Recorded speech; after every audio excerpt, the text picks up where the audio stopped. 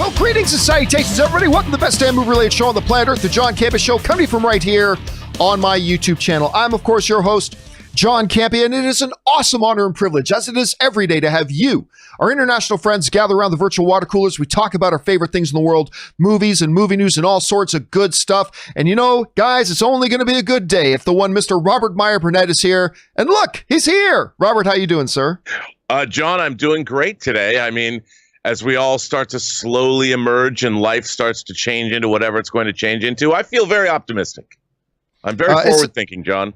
It's an optimistic day. It's an optimistic day today. You know, we're not making a topic out of it, but it's interesting because you and I were just talking before the show started today about how news article out that Dubai is now opening their theaters. You were mentioning to me that Korea is opening their theaters. We're starting to see, I mean, again, it might be dumb, it might be smart, don't know, but it's interesting to see that, you know, little by little, things are slowly starting to open back up. And listen, guys, we do have a number of things to talk about here today. And then in the second half of the show, we will go to your live questions. But before we get to any of that, a little bit of house cleaning, I want to let you guys know that, hey, listen, sometimes you're on the road, you're at work, you're at the gym, whatever. It's not always the most easy or opportune time to pop open a YouTube video, but you still want your John Campea Show fix. Well, good news. The audio-only version podcast of the John Campea Show is out there and available for you. Just go to your favorite podcasting service of choice and just search for the John Campea Show podcast, and you will find it there. So go and subscribe so it's there just in case you need it. All right, guys. With that down, let's start talking about our main topics today. And how do we select our main topics here on the John Campea Show? Well, it's really rather simple. You see, you guys come up with our main topics by going anytime 24/7 over to www.thejohncampeashow.com/contact. Once you get there, you'll see a form, fill it out with your topic or question, hit submit, and then maybe, just maybe, you might see your topic or question featured here on the John Campea Show. With that down, let's move on to main topic number one. And our first main topic today gets submitted to us by Digitel, who writes, so, last week it was announced at last that the Snyder Cut is coming. Do you think it could be used as a marketing tool to get people excited about the Batman? As in dropping it on HBO Max like the week before Pattinson's version is being released? A single $30 million marketing campaign, if you will. Thanks, and stay safe. All right, thanks a lot for sending that in, man. And yeah, this reminds me a little bit of the question. I've seen a few people writing this around that, we've seen it online and you've probably seen it in your social media, some people suggesting that the whole reason they're doing this thing on HBO Max is just to be a big promotional stunt for another film they have coming out, The Batman. It reminds me, Rob, back in a couple years ago when Black Panther's release timing was being set up in such a way with Infinity War, and there was the question that came out from a bunch of people that said, hey, is really Disney just using this Black Panther movie as just a big marketing tool for Infinity War? Is that what's going on here? And at that time I said, no, I mean, here's why I don't think they're just using Black Panther as a marketing tool. This situation is a little bit different. It is a little bit different. Obviously, different circumstances. We're talking about, instead of Black Panther and Infinity War, two brand new feature release films going out to theatrical release, all that kind of stuff. It's a bit of a different scenario than what we've got here with Snyder Cut going to HBO Max. It's a redo, if you will, of the film that already came out and all that kind of stuff. So I get it. People writing in and asking the question of, could this be just a marketing stunt for the new Batman? And I got to say, I don't see it. I don't see it. And the reason I say I don't see it is there's a couple of reasons here. Number one, why I don't think this is just some elaborate marketing stunt for the Batman is, and primarily, if anything, the Snyder Cut could be seen as a distraction from the Batman. I mean, do you really want, because I'll say this, I don't know. I have no insider information on this. I'm just giving you my fan guess, my best educated guess as a fan. I would actually go the other way. I would think that they would probably try to release Snyder Cut either after Batman came out in theaters or well before Batman came out in theaters. Because what I don't think they want to have happen is have people go, remember how great Ben Affleck was as Batman? You may not have loved the movies, but do you remember how great Ben Affleck was as Batman? And Ben Affleck was awesome as Batman. I don't think really what they want to do is go, hey, remember how great Batman is? Ugh, well, now you got somebody else. I don't think they want to create that impression. As good as I think Robert Pattinson will be, I don't think they want to create an impression, Rob, where they could be getting, a little bit of a double-edged sword. So because of that, because I actually think the Snyder Cut acts as a little bit of a distraction from whatever, and you don't want people going, oh, it would have been so great if we just still had Ben Affleck as Batman, which is something I kind of say in my sleep. But no, I don't think they're just using it. And I get asking why. I understand why people would ask the question. I do, because of the timing of it and everything. But I really don't think that this HBO Max release of Snyder Cut is a promotional stunt for Matt Reeves, the Batman. If anything, I actually think it's a little bit the opposite. And I think they'll go out of their way to make sure that the two events happen some period of time apart from each other when it comes to 2021. I don't know that for sure. I'm just guessing, but that seems what makes sense to me. Rob, you hear people asking this question. Do you think there could be something to the idea that maybe they're looking to leverage this HBO Max release as just a big marketing gimmick for Matt Reeves as the Batman? I don't think so, but there is, I've often talked about, in the case of the Snyder Cut, where does the money come from to pay for this? Now, I could see, as I talked to you about before, when I was working on DVD special edition material or Blu-ray special edition material, the budgets for those things, and sometimes they ran into the millions of dollars in the case of Lord of the Rings. The money had to come from somewhere because all the studio's money has to be accounted for. So that money would come from marketing because the marketing budgets are huge. Now, I could see that the marketing, that the overall marketing budget might of not just Warner Brothers, but also HBO Max, because they've got a huge marketing budget to push this, that some of the money to pay for the Snyder Cut could come from HBO Max marketing to promote HBO Max, and also maybe in conjunction with Warner Brothers theatrical marketing to do some kind of co-branded deal, like coming soon, see the Snyder Cut and go see Batman. I could see that happening because studios frequently do that. But I don't think the whole reason, the whole engine behind this is to promote the new Batman film. Remember, they've got Wonder Woman coming out. They've got Aquaman 2 coming out, Shazam 2 coming out, Black Adam coming out. I mean, there's a lot of DC universe movies coming out. And I think what this does is it fuels the fire for all of those movies. It keeps those big DC characters in play. Remember, both Aquaman and Wonder Woman are in this cut. So by putting Justice League out there at all in a form that is new and unique and creates excitement is in itself an advertisement for all of the characters, all of them, everybody. So it's not just Pattinson's Batman, it's Wonder Woman, it's Aquaman, the home video release of Wonder Woman 84, who knows? And I think ultimately it just bolsters the entire brand. But I don't think that's the reason behind it. Do you think there's any risk here of, reminding people of Ben Affleck's Batman as opposed to Robert Pattinson's Batman? Do you think there's any danger there of negative comparisons, or do you think it could be positive? Well, I think one of the things that Warner Brothers has done over the reintroduction of Batman to cinema screens with Michael Keaton in '89 was they've shown that each Batman has, look, even Batman and Robin, for all the slings and arrows it takes, people liked Clooney as Batman. I did. I thought he wasn't so bad, and I really liked his Bruce Wayne. So I think that the different incarnations of Batman has become something that we as fans, I like to compare and contrast and have those conversations.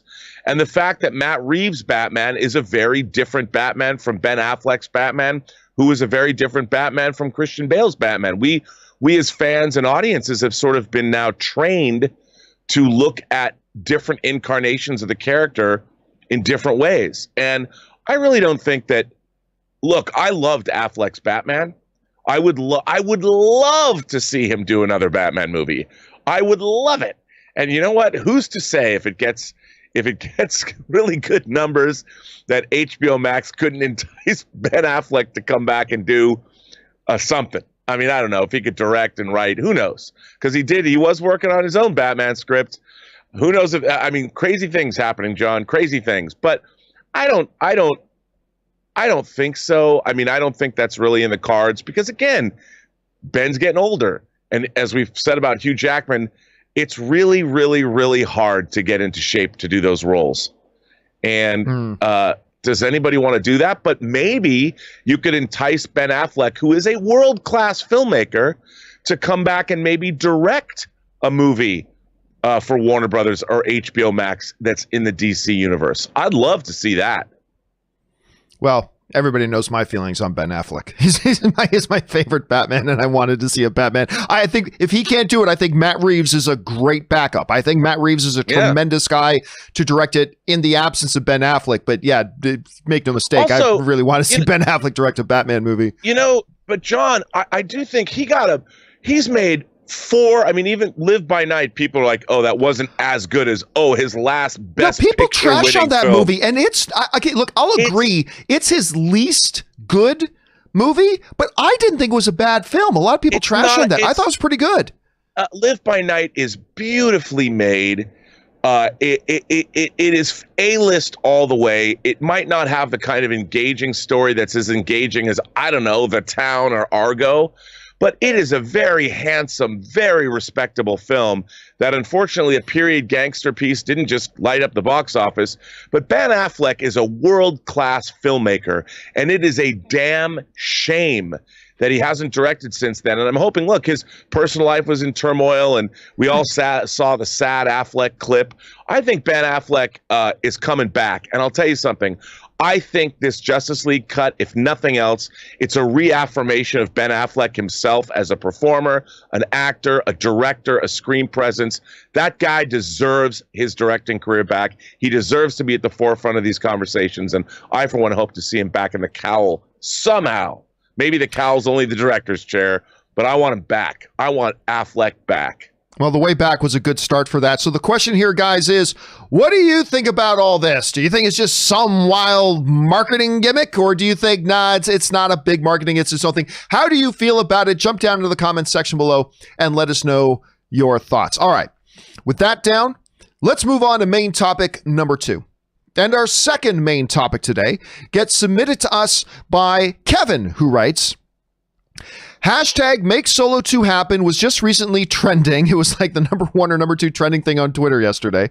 While I don't think a sequel will ever come, what are your thoughts on a live action Disney Plus series continuing on the film? Keep up the awesome work, John. All right. Thanks a lot for sending that in, man. And listen, many of you guys will remember, I think Solo is a really good movie.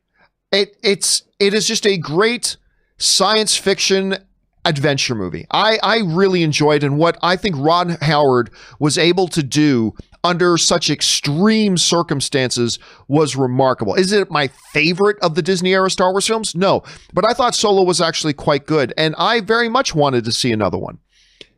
However, that didn't change the fact that I don't think anybody ever wanted a Han Solo movie without Harrison Ford, when we had just seen Harrison Ford on screen as Han Solo, not to mention all the behind the scenes drama. And the fact of the matter is, it became a Star Wars movie that lost money. But undaunted, a lot of fans have still been very, very pro on the idea of getting that happen. And from time to time, we see this hashtag Make Solo 2 Happen trend. And of course, yesterday, I believe it was the 2nd anniversary yesterday of the release of the first Solo movie. It was trending once again. And so the emails have been pouring in asking, well, with all the hashtag Snyder Cut stuff happening, is it time? Are we going to see them doing? Could it come to Disney Plus and all that kind of stuff? Well, this is what's being reported. So this is from MovieWeb, who wrote last year, director Ron Howard loved hearing about the positive energy surrounding the possibility of a Solo 2. The director is happy that a lot of people want more, but didn't really go past thanking the fans for their positivity. When the movie hit theaters, it was bombarded with troll hate on social media, which Howard believes is one aspect of the project failing at the box office. Of course, I believe the other half was that it was a movie nobody asked for. That being said, the movie still ended up being pretty good. But lest everybody get too excited about this, something you got to keep in mind is that we kind of addressed the possibility of a Solo 2 a number of months ago. And at the time, the writer of Solo 2, John Kasdan, came out and said the following. This is just from a couple of months ago. I believe it was in April.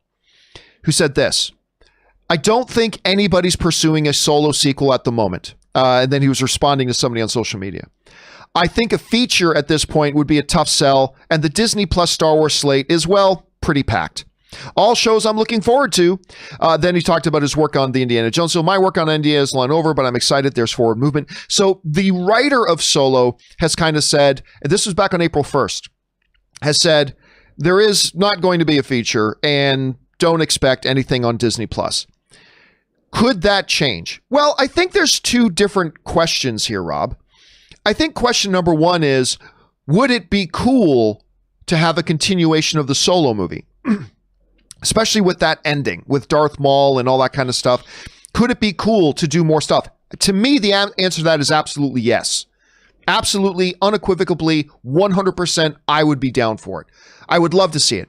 I think they opened a door there. I would have loved to have seen them walk through it.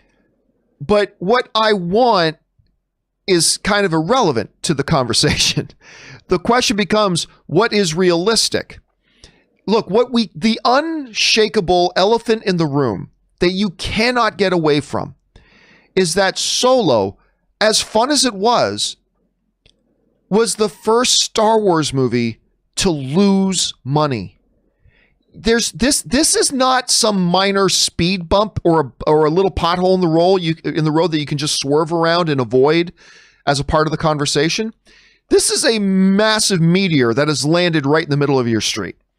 Solo was the first ever Star Wars movie to lose money. It's never happened before, probably will never happen again, and it was the first one to do that. I just don't see how Disney, with all of the possibilities open and available to them, Rob, because there is a universe full of possibilities of shows they can do. We already know of a whole bunch of them they're developing. I just don't see going into the executive offices and making a strong business case about why we should move forward with a Solo project instead of all these other projects that everybody else is pitching. When it got its shot, it went into theaters and it lost money. Again, I'm all for it. I would love to see it. But I would be shocked. I would be absolutely shocked when you can't make the case for it. Rob, let me ask you this. We've heard John Kasdan say this problem, but we are seeing the hashtag trending again. A lot of people, the movie lost money. But the movie itself was pretty good. I think you enjoyed it as well to some level. I did. Let's break this down to two separate questions, the way I answered it. Number one, would you like to see them do something with Solo 2, either on the big screen or on a Disney Plus? And number two, is there an argument to be made here for why they should do it or not? How do you see it? Well, first of all, you pointed out the one biggest hurdle, money. I mean, John, as we always know, it ain't show friends, it's show business. And the fact is, Solo didn't just lose a little money, it lost a lot of money. And it was the kind of film that obviously it had a lot going against it. And there's no way you can make the case that it warrants a sequel or it warrants a TV show based on the numbers. You can never make that argument because they're not there. Now, what I see, God bless all of the fan and the enthusiasm and everything out there, but because as a result of release the Snyder Cut, we're going to get hashtag release whatever movie is the movie du jour to try and resurrect, I think it's going to undercut what fan enthusiasm and fan power on social media can do, because you have to pick your battles. This is not a winning battle, and it's not a winning battle for economic reasons alone. Would I like to see a Solo movie? Like you, I really enjoyed Solo, and it reminded me when I was a kid, reading the 3 Han Solo books, like Han Solo at Star's End, right, and the Brian Daley Star Wars books. I thought they were quite fun, and I would love to see 2 more movies and make it a Solo trilogy. And I think, in the old days of home video, movies like The Terminator would do well in theaters, but they would do really well on home video. And that's what convinced people to drop $100 million on Terminator 2, not just because of James Cameron, but because Terminator had become such a favorite on home video and on cable for so long, you know, from 84 up to 91 when Terminator 2 came out. And so they knew they had those numbers. But I don't think that Solo even has that backing. I don't think it's become some runaway hit on streaming services or on Disney Plus either. So I just don't ever see that happening. But I certainly would like to see 2 more movies because I like that milieu. I liked that world. I like those characters. Yeah, I think Ron Howard really just brought in a nice, fun sense of adventure. It just felt like to me a nice, fun adventure. And Rob, you bring up the Terminator thing, but of course, the other caveat to that is that happened in a different era when home video stuff meant something different than it does today, which is not nearly as prevalent. So it makes it even harder. I love seeing fans get excited. But I think in expressing the excitement, I think we got to understand it's probably really, really unlikely that it would ever happen. But guys, question is, what about you? Let's put those 2 questions to you. Number 1, would you like to see them to continue this Solo story, whether it's in a movie form or a Disney Plus show form? But number 2, if you're a junior executive over at Disney and Lucasfilm and you got to go into a boardroom and make up the business case for why they should do it, how would you make that argument? I'd be interested to know your thoughts on that. Jump on down to the comments section below and leave your thoughts there. All right, guys. With that down, let's move on to the 3rd main topic today. And our 3rd main topic today gets submitted to us by Mike.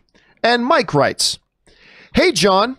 So James Mangold, God bless James Mangold, has been confirmed as the director for the long-awaited Indiana Jones. Are you a bit sad to see Spielberg won't be helming the film? And how likely is it that this film actually happens? Thanks." All right, thanks for sending that in, man. And yes, of course, it was a number of months ago that the news came out that Steven Spielberg had decided that he had had enough. He wasn't going to direct the new Indiana Jones film as he had been attached to do for years. So he stepped away. At that time, the whisper started going around that James Mangold, director, of course, of Logan and the recent Ford v. Ferrari, Logan was the best film of the year, but that's my opinion, whatever. And Ford v. Ferrari was awesome. And he's directed other great stuff besides that as well. James Mangold's a fabulous director. The whispers came out that he was indeed in talks to take over the director's chair from Steven Spielberg, which is great. But now that's confirmed. Not only that, it sounds like he might actually be having a hand in writing the thing. And it sounds like they're going back to stage 1 on the writing of the script. But anyway, this comes to us from Screen Rant, who writes, "James Mangold is officially now confirmed to be directing Indiana Jones 5. Announced in 2016, the 5th Indiana Jones movie has gone through a tumultuous journey," that's an understatement, "on its way to starting production. After getting multiple script rewrites and being delayed twice from its original release date of July 2019, that means it was supposed to come out a year ago. They still haven't even started. They don't even have a script yet, and it was supposed to come out almost a year ago. The original release date of July 2019. The sequel was gearing up to finally begin shooting this spring, with Steven Spielberg once again directing, Harrison Ford in the lead role. Then back in February, Spielberg surprised the world by stepping down as a director, with James Mangold entering in talks to replace him. And now, of course, it is official. And I think it's great. Listen, if you're going to have to replace somebody like a Steven Spielberg, yeah, a guy like James Mangold is a guy you'd love to do that with. The problem, though, is that it's still, as great as James Mangold is, and he's great. I love him. Again, I thought Logan is a top 3 greatest comic book movie of all time, in my opinion. I thought it was the best film of the year it came out. It became the first comic book film in history to get an Oscar nomination for Best Screenplay. And then he followed up with Ford v. Ferrari, which got a Best Picture nomination. Fabulous. Mangold's great. It's very difficult, I got to admit, though, Rob, as a fan, to separate the idea of an Indiana Jones film that's not directed by Steven Spielberg. It's really, really hard for me to wrap my head around that, because Indiana Jones and Steven Spielberg has been the package deal since I was in grade school. Since I was a little kid. Seriously, I still remember the first time I was in grade school, they brought our class into the library and we all sat down cross-legged in the library of our school because they wanted to show us a trailer for this new little movie coming out with Han Solo, and it's called Raiders of the Lost Ark. And we watched this trailer, and ever since then, Spielberg and Indy go hand in hand. And so it's kind of weird to separate that. The one thing that is very interesting to me, though, is the notion that Mangold is also stepping up and maybe getting his hands into the script. Now, he's an Academy level writer himself. So he sounds like he's actually going to make it his film. So I'm all for James Mangold doing it, even though obviously I would prefer it to be Spielberg. But Rob, the other question that they ask, that Mike asks, is the $1 billion question. Is it even going to get made? And I have said now for a couple of years, I am absolutely in the camp of I'll believe it when I see it. I'll believe it when I see it. I'm not going to say I do not believe this movie's going to get made, but I'm in the state of I don't believe it is until you show me something until Harrison Ford is actually on set and we get that first. Remember when Harrison Ford released that first picture of him on set of Crystal Skull? And it's like, it's actually happening until Harrison Ford releases that same kind of picture again. You know, with him, the hat, the whip, the walker, the whole bit. Once he releases that picture, then I'll be okay. I feel pretty confident as that. But until that happens, I'm not buying into it. Rob, Mangold's now official. He's on board directing. What do you make of this whole situation? Harrison Ford is 77 years old. And while I think that there is a movie to be made out of that, I mean, I haven't seen Call of the Wild, but he looked pretty spry in that film. He's older than Sean Connery was. Significantly. A lot older. Significantly older when they made Last Crusade. And I just think that, you know, at some point, how do you make an Indiana Jones movie with a 77-year-old? And that's if they shoot it this year. You know, 78, 79, I'm not saying that he can't do it, but the DNA of what an Indiana Jones movie has Indiana Jones running around and using his bullwhip and riding motorcycles and flying planes. And, you know, it'd have to be a different kind of a movie, because at some point, are we going to believe Indiana Jones? He's got to be more like Tom Hanks in the Dan Brown series, you know, when he's not necessarily doing the running around. He's using more sleuthing. He even says in Last Crusade that archaeology is all about reading. Spend your time in the library. But is that an Indiana Jones movie? And I just think that while I would love to see one, the reality is he's 77. Although Picard did it, the new Picard series showed the way. I mean, as you know, I was very disappointed in what was there, but a lot of people, I didn't think Patrick Stewart was bad, and he certainly pulled off the role, and he went gallivanting around the cosmos. And if you could do something similar and surround Indiana Jones with a great ensemble cast, it could be very interesting. But I think you nailed it on the head, actually. I was going to say you have to change your approach to Indiana Jones, just like we all have to change our approaches to everything we do in life as we get older, right? And I think, you know, you change the approach. And I was going to say, you brought up the great example of saying, you know, he said in the other Indiana Jones movie, archaeology is about research, right? It's to get in the library. I think you make him more of a Matlock or a Perry Mason, or, you know, something along those lines where, if you need to call upon him in one or two scenes that he has to do something adventurous, cool. For the most part, though, your Tom Hanks analogy for the Da Vinci Code example, that's a perfect analogy of that. He can still globetrot, but it's him really searching out the mystery. Yeah. So much than fighting a new Nazi pilot, you know, as the plane blades come rushing towards him. He can't probably do that anymore, but you have to change angles. Then does it feel like an Indiana Jones movie anymore? I think that all depends on how they write the character. If they still write the character right, and if Mangold can really get in there and tap into the character of Indiana Jones, it could make up for seeing him swing across a chasm with his whip. It could make up for some of that.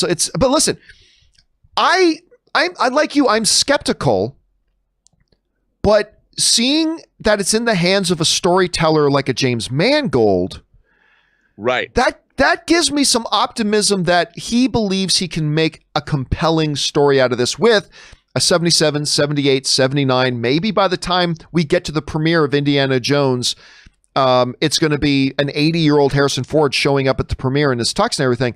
I think he can find a way maybe to make that work. I do too. And I think if you look back, one of my favorite Westerns is a movie called The Professionals. That's basically about these aging gunfighters. I always thought that it would be a great premise or a great template to make a Star Trek movie about with the original series cast back in the day.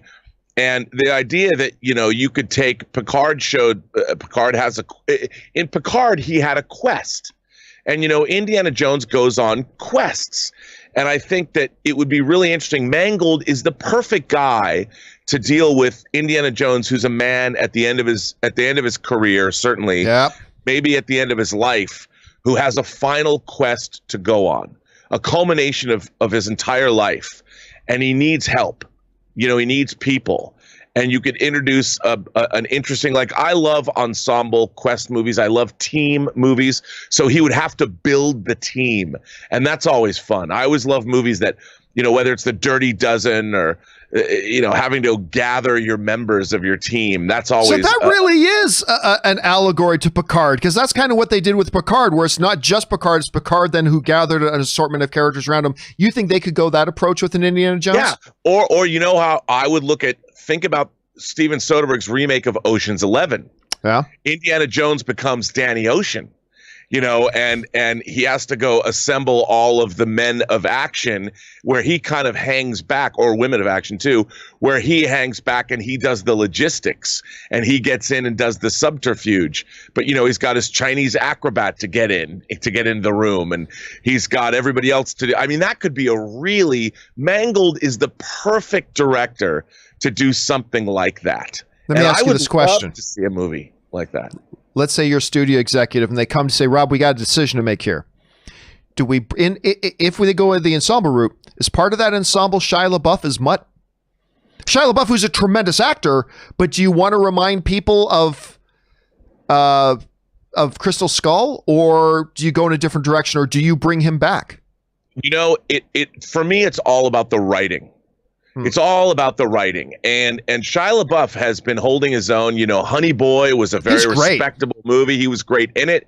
It's look, he went a little crazy because he was young and he was acting since he was a kid in stuff like Holes, and then he's doing the Transformers. He's had a lot that he's gone through. But I think in terms of you could make that work. You could also bring Karen Allen back as his wife that knows, like in City Slickers, the wife that tells Billy Crystal, go find your smile. Karen Allen would know that you're not, whatever adventure that awaits him, Karen Allen would be the woman. Marion would be, you're never going to be able to live with yourself, and I won't be able to live with you if you go do this one last thing. I mean, it has to be big, though. It has to be big. It can't be, a half-assed aliens in the woods kind of a thing. It's got to be something really astonishing. And now it could be, Indiana Jones in the late 60s, early 70s. It could be really fun. I mean, you could have Indiana Jones, I don't know, go see the Beatles or something, or, go see some rock show where he's tripping on acid because he's been dosed. Or, there could be crazy stuff happening. But I think having an ensemble, that would be the way to go. Question here is, guys, it's now official. We've talked about it for a few months, but James Mangold is now officially the director of the next Indiana Jones film. It sounds like he's getting his hand in writing the script as well. Question is, do you like the move? And maybe beyond that, do you still think the movie's going to happen? I have some doubts, but let's see what happens. I want to know what you guys think. Jump into the comment section below and let us know your thoughts. All right, guys.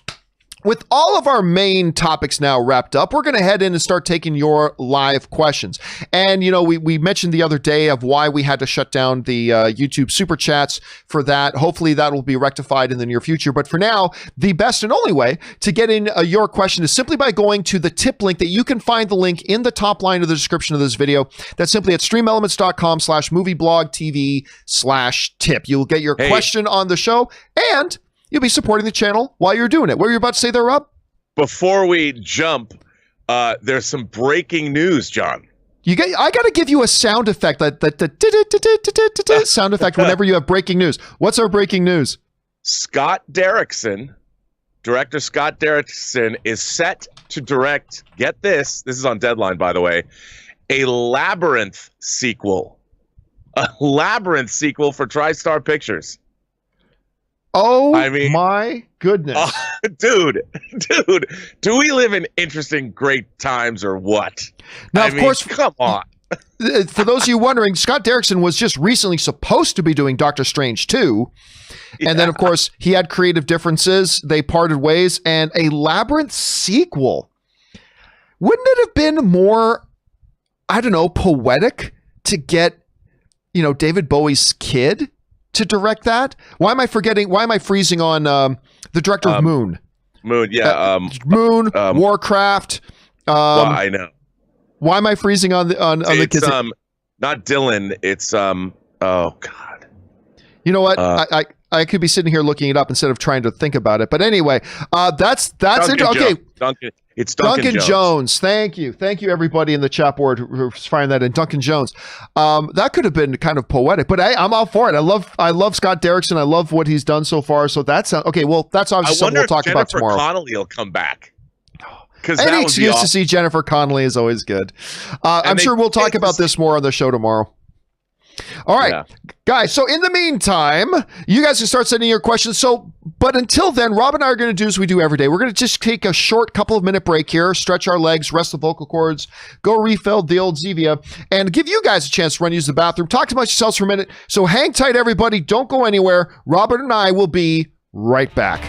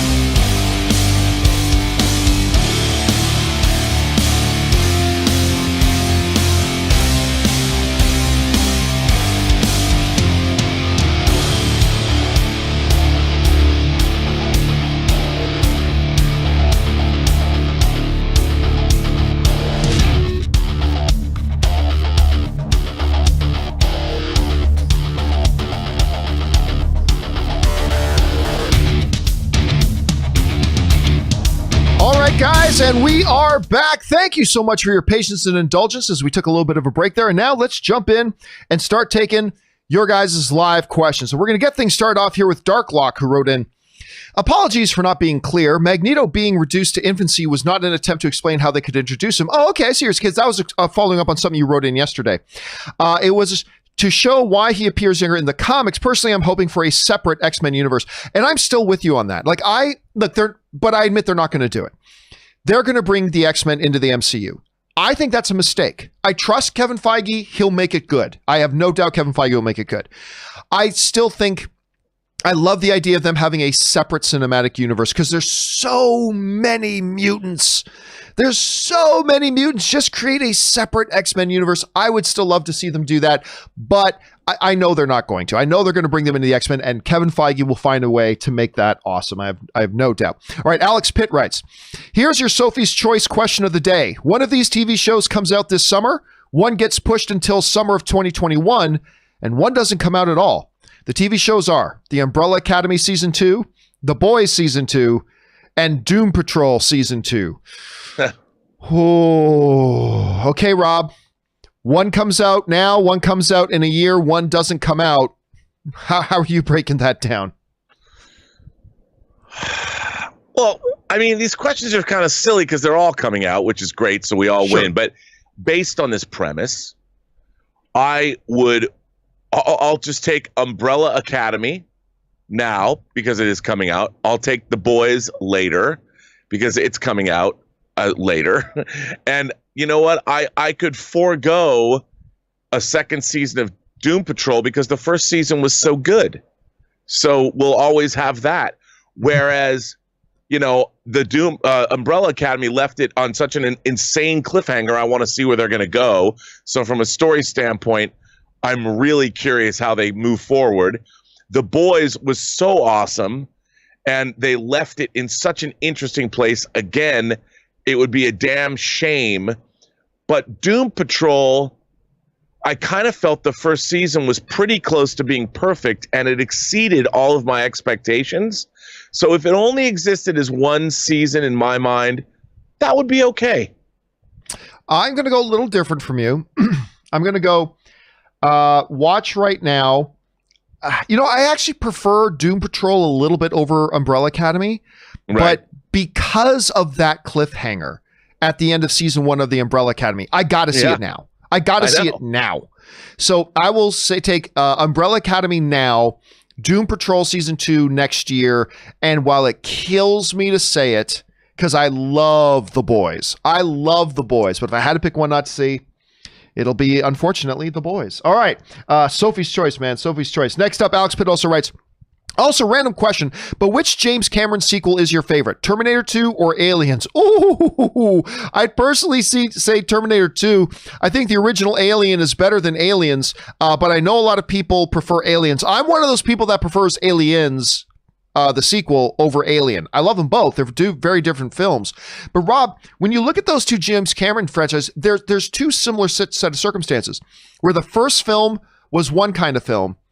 The second film was a very different kind of film. What have you. It pains. I might give the slight edge to Aliens 2. Because it is my second favorite. I think it's my second favorite action film of all time. But I'll give the slight edge. Which one? What about you, Rob? Which is the better one? I will go with Aliens all day, every day. Because Alien 1 is what I would think is I consider it a perfect film. And I thought there's no way that not only could they not make a great sequel to it, but to change it up, to turn it from some gothic haunted house in space to a Vietnam or a war allegory. I'm like, how is that going to work? And to make it not just it's one of the great films of all time. And while, yes, I understand it couldn't exist without the first Alien, in terms of extending that mythology and creating a new story for Ripley, it works on so many levels. I think it is a marvel of fantasy filmmaking. And especially, you know, he only had, I think it was 5 or maybe 6 alien suits to make that whole movie because it wasn't a big budget film.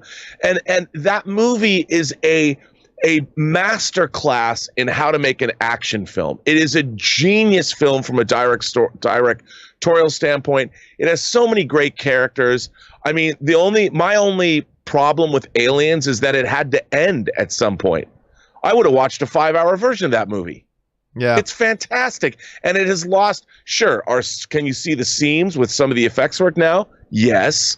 But it doesn't matter because the whole film holds together so well. And, you know, people talk about the great sequels of all time. They talk about Empire Strikes Back. They talk about Godfather 2. They even talk about The Road Warrior. People always forget Aliens. But it is absolutely one of the greatest sequels ever made and one of the great science fiction action films ever made. Well said. All right, next up, Simon Blakemore writes, hey, John and Rob, I hope you're all doing well. Should HBO Max do a documentary about the Snyder Cut? I'll tell you what. Might sound controversial. That would get more people watching it than are going to actually watch the Snyder Cut. I'm telling you right now, that's an Oscar contender right there. I think a documentary about the whole thing, going back to the beginning of the stuff, I think that would actually get more eyeballs on it than the Snyder Cut itself will. So I'd say if you can, as long as it's not making anybody look stupid. I'll tell you what they do though, Rob. If they did that documentary, they'd make it out that Kevin Tsujihara is the villain. They would totally make Kevin Tsujihara, and he may very well be the villain of that story. But I think if they can, yes. Rob, what about you? Would you be interested in that documentary? Dude, not only would I be interested, I would love to make that documentary. I mean, I want to throw in my credentials as a DVD and Blu-ray special features producer. Let me plug my own film, The Hills Run Red, that comes out on June 16th on Blu-ray, which has great special features. But I think there's a way to make this documentary and not make it a hatchet piece, because you deal with the realities and the economics and what's really going on, and make it, you can make this a look at Hollywood without casting people as the villain, because they were making decisions that they believed at the time were correct. Large, huge economic decisions with ramifications. And I think that doing a documentary like this works on many different levels. It's an insight into how modern Hollywood works. It's an insight into fan culture and fan circles that many people who are outside of fandom don't understand. It's an examination into, in a way, people who take up a cause and stick up for that cause no matter what. And at the end, it's a triumph of, well, we'll see if it's a triumph of art, but I think it's a triumph for everybody involved. A triumph for the studio, a triumph for Zack Snyder, a triumph for the fans. So it ends on a great note. I think there's a really great story to tell, and I think it absolutely should be told. And you're right, it's a film festival movie. All right. Next up, we've got Meta, who writes, post-Snyder Justice League, do you think it could bring back Batfleck, Super Cavill, and continue on with Zack's vision, assuming the response to the Snyder Cut being loved and a success? What do you love what you do? Listen to your show every day. Keep it up. That question's come up a lot. And the reason I would say no is because you have to understand, and Rob, I'd like to know what you think about this, because I didn't get your take on this. But you got to understand, Warner Brothers already has a very large sample size. They had Man of Steel, they had Batman versus Superman, full theatrical films that got into theaters, and they saw how the audiences and the critics and the box office responded. And none of those three things were up to the expectations that Warner Brothers had. They didn't get the critical response they were expecting. They didn't get the audience response they were expecting. They didn't get the box office results they were expecting. They've already got that big of a sample size. I don't think, and that was all with Zack Snyder. I don't think them doing this novelty thing of theirs, and I mean that in a positive way, sure, this novelty project is going to suddenly make them forget about the results they got from Man of Steel, despite the fact that I think it's one of the greatest comic book films of all time. It's not going to make them forget the results they got from Batman versus Superman, which should have been a $1 billion film in its sleep. It should have contended to be a $2 billion film. And I like the movie. I like Batman versus Superman. But a lot of people didn't.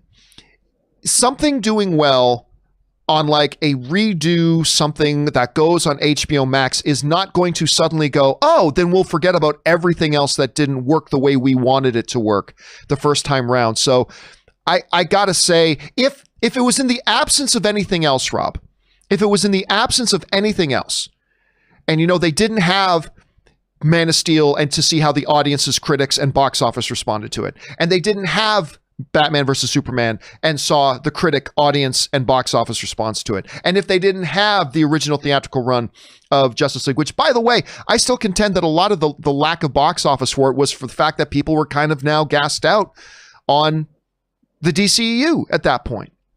But if it comes out and it's brilliant, and again, I don't think there's any reason to believe that all of a sudden audiences who have not liked Zack Snyder's stuff up until now, not counting me, because I do like Zack Snyder's stuff up till now, but there's a lot of audiences who didn't.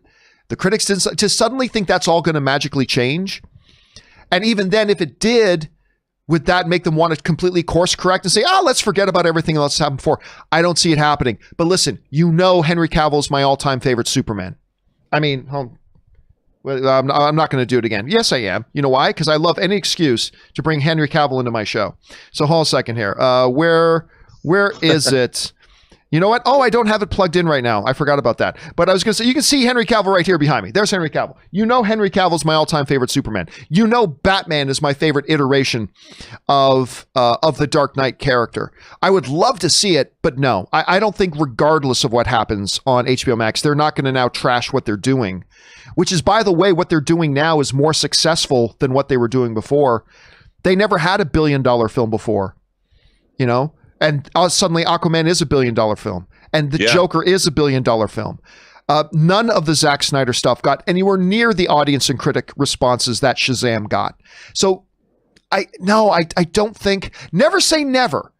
Anything is possible. But if you're going to ask me if I had to put $5 on it, then no, I don't think regardless. And listen, by the way, even if Snyder Cut is terrible, I don't think it negatively impacts anything else either.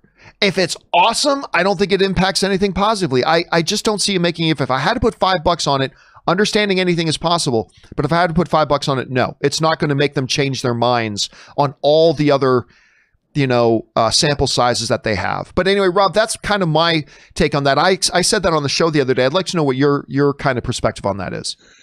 Well, I have to agree with you. It comes down to business decisions. And, when you're looking at a spreadsheet, the spreadsheet doesn't lie.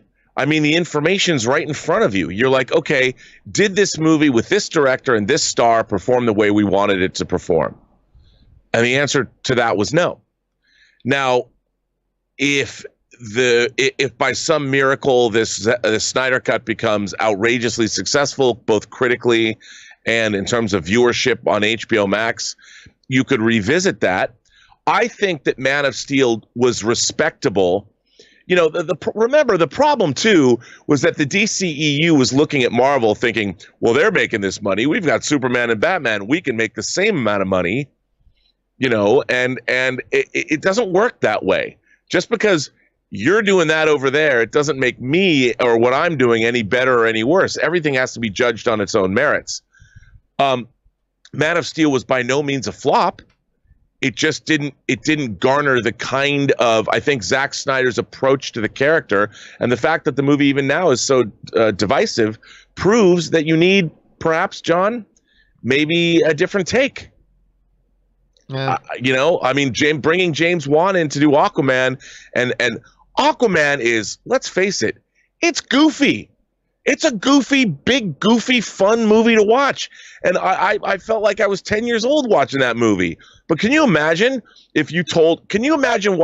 coming out of Man of Steel, and if Aquaman was coming out the next week, and comparing and contrasting those two movies? They're on different planets. Yeah. Yeah, I agree. All right, let's keep moving on here. Let's see. That was meta. Next up, pardon me, Mr. Favreau writes, it bothered me on the latest Mandalorian behind the scenes that they act like they were the first to put this technology into a show, The Volume, a real-time rendering depth monitor around the actors. ESPN's Disney Zone Around the Horn did one a year earlier. Yeah, but you can't. First of all, I love Around the Horn. I've PTI, Around the Horn. Those are staple ESPN shows for me. You cannot compare the scope and scale of what they did. Like, it was truly what they did on Mandalorian with The Volume and that whole thing, that stagecraft stuff. That was the first time anything had been applied like that. You can't compare what they did on Around the Horn to that. Are there tactical similarities? There are tactical similarities, yes, but it is a very, very different thing than that. And listen, one of the things Favreau said, Rob, in that episode was it was a taking concepts that were used here, taking concepts that we used there, and we thought, can we put all this together on this kind of a scale and make things? It really was, to its specific circumstances, the first time it's ever really been done like that. But anyway, Rob, how would you respond to that? Well, look, they have taken this technology into a world that it didn't exist in. The fact that you can do this real-time shooting, you don't have to go on location. It's an evolution of what Favreau was doing with Jungle Book and with Lion King. This is the beginning of the future of filmmaking. It is going to change the way movies are made forever. and we're just seeing the beginnings of it.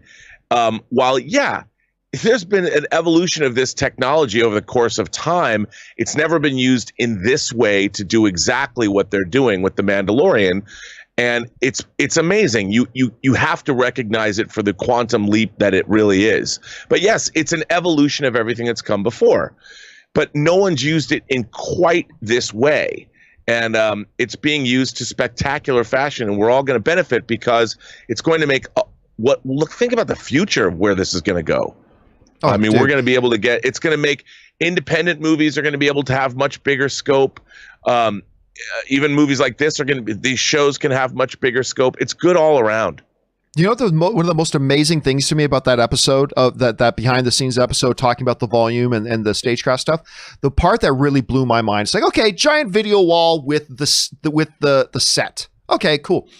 What was cool to me was seeing Favreau hold this camera, and as he moved the camera, all the video was moving on the wall with the camera. So if he turned the camera that way, the wall now knew that's what's happening, and all the lighting and shading would affect, and you saw everything moving as Favreau's. It was insane to me. I mean, people who haven't made movies don't necessarily understand the ramifications of that. Oh, but it's the beginning of a whole new way of making films, and it's frankly, it's incredible. You know, a lot of the stuff looking he forward talked to it. about, in that he talked about, with green screen and stuff, like you're still trying to deal with light. How does light reflect here? How does light cast this? What colors does this? And it's impossible. I remember working in a visual effects studio, and that was one of the trickiest things always, was taking great green screen footage and trying to build this thing, but now making that environment interact with the physical character or the things that were there. And the way they come up, because you'd have Mandalorian standing there on set, and they could have the sunlight and the light of the mountains and everything reflecting off his helmet, because that's what was actually there across from him on a video wall, creating that light interactivity. And it's that use of light that makes it so everybody thought they were actually on sets. Dude, it's insane. It's insane. Remember on green screen shoots where the visual effects supervisor or somebody would bring out the chrome ball? Yep. The silver chrome ball to have to get, the lighting. And this is, it was always something that had to be done, whether it was right before you called action or afterwards, or you'd have somebody come out and the effects team was sitting there making their own shots so they had light reference. I mean, think about how much easier it's going to be to do, or how much easier it is for the Mandalorian to do that kind of thing. I remember it's amazing. And it's only going to get more refined.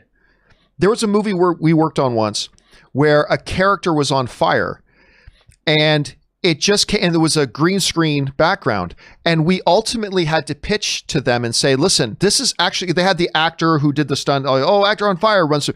We actually had to pitch to them, this isn't going to look right. We actually need, and remember, this is going back a long time ago, so digital characters did not look all that great. But it's like, this is going to look better if we just CGI the character, so we can completely control the environment with light and the way fire is going to be. It's just going to look better if we do it that way. I mean, it's a crazy thing. Anyway, sorry, I got us off on a tangent. Let's keep going here. The Sock writes, Robert, what do you think the chances of a crossed adaptation happening are? Apparently there were whispers of it, but I don't see it actually happening. I think it's too much to stomach for most directors' taste. Rob, I'm not even quite sure what it is we're speaking about here. Crossed is a comic book that is, let's just call it extremely blasphemous. I mean, it is talk about boundary pushing.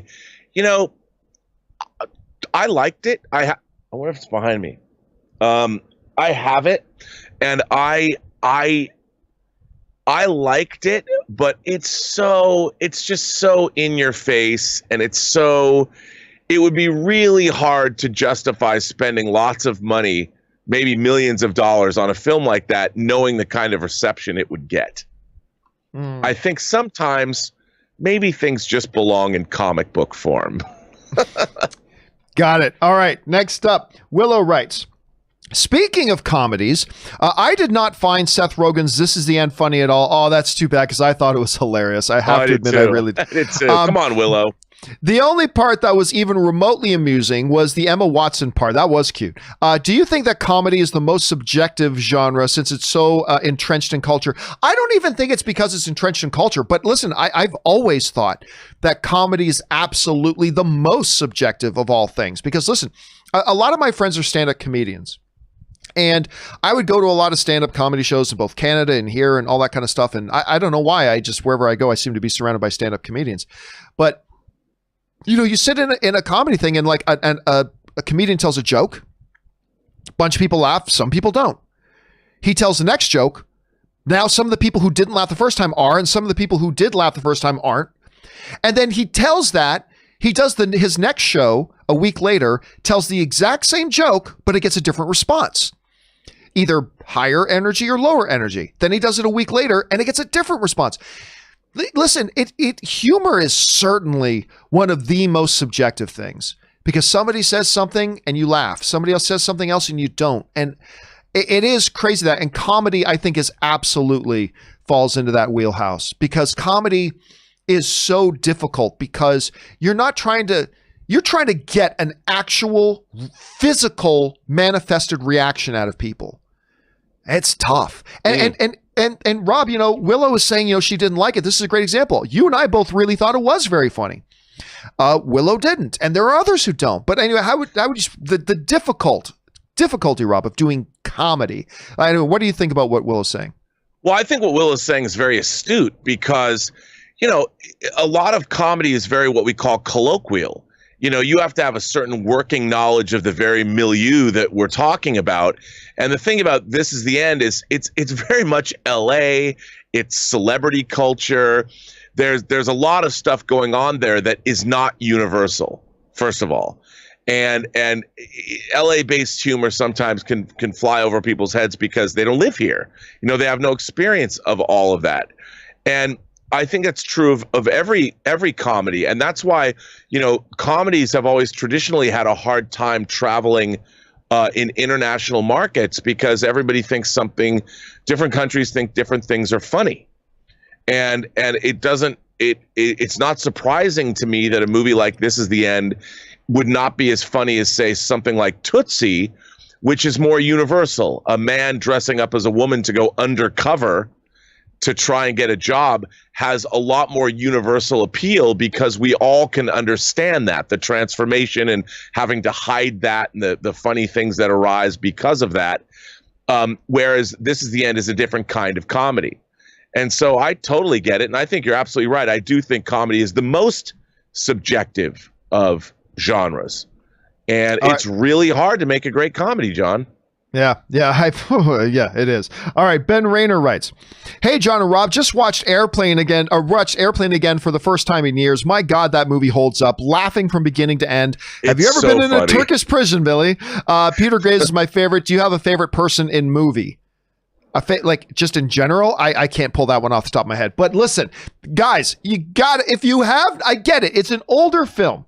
I get that Airplane is an older film. It's 40 years old this year, John. But same age as Empire. To this day, you can argue it is the greatest ever spoof comedy movie. Like my favorite is Spaceballs and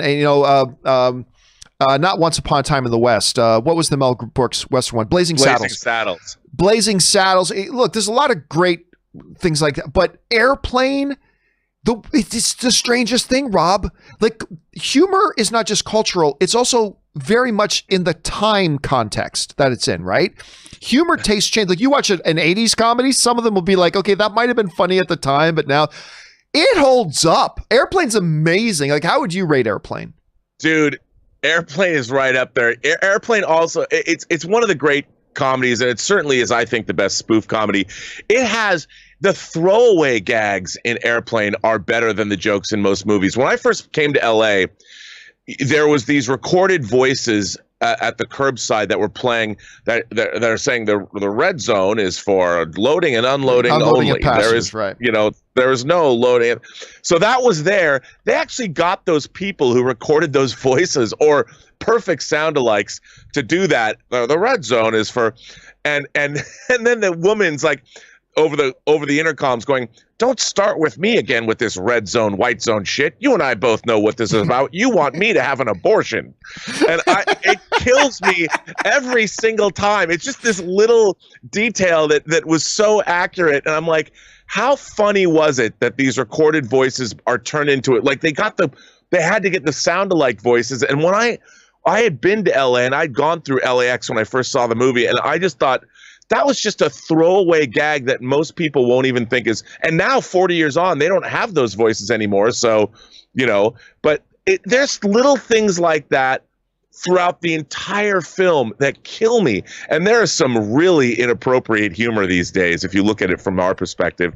Oh, there's some gags they do in that you couldn't get away with today. Oh, or maybe dude, you could, or maybe you could in the I don't know, but it's just absolutely. All right, sorry guys, I've been going pretty slow. We need to pick up the pace here if we're going to get through these questions. So we'll go a little bit faster here. Vicarious writes 1 of 2. Hey, John, hope you had a great weekend. I did. Thank you very much. It was my birthday this past weekend. Happy belated birthday to you, sir. I hope you have a fabulous year ahead of you. And I spent the time catching up on some films. I saw Memento. Awesome.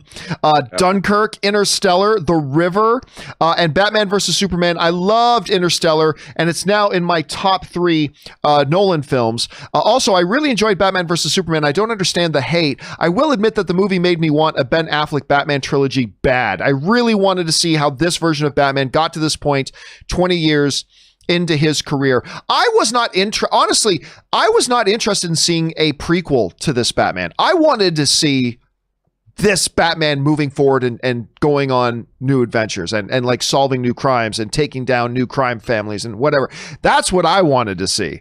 I wanted to see Ben Affleck being able to move forward and having Joe Manganiello's Deathstroke as the villain in that film. Like I still remember, Rob, when Ben Affleck leaked that test footage he shot with just the Deathstroke reveal. Oh man, people lost their minds. People lost their minds, and then all of a sudden it was gone. And look, please don't interpret my lamentation of not having Ben Affleck's Batman as any sort of a negative reflection on my feelings of Matt Reeves' Batman coming. I'm excited about Matt Reeves' Batman. I am. It's just that, God, I wanted that Ben Affleck thing so bad for so long. I wanted that so bad for so long. Rob, if Ben made more, do you think he should have been moving forward, or do you think he should have been telling prequel Batman stories to Batman versus Superman? I wanted to move forward.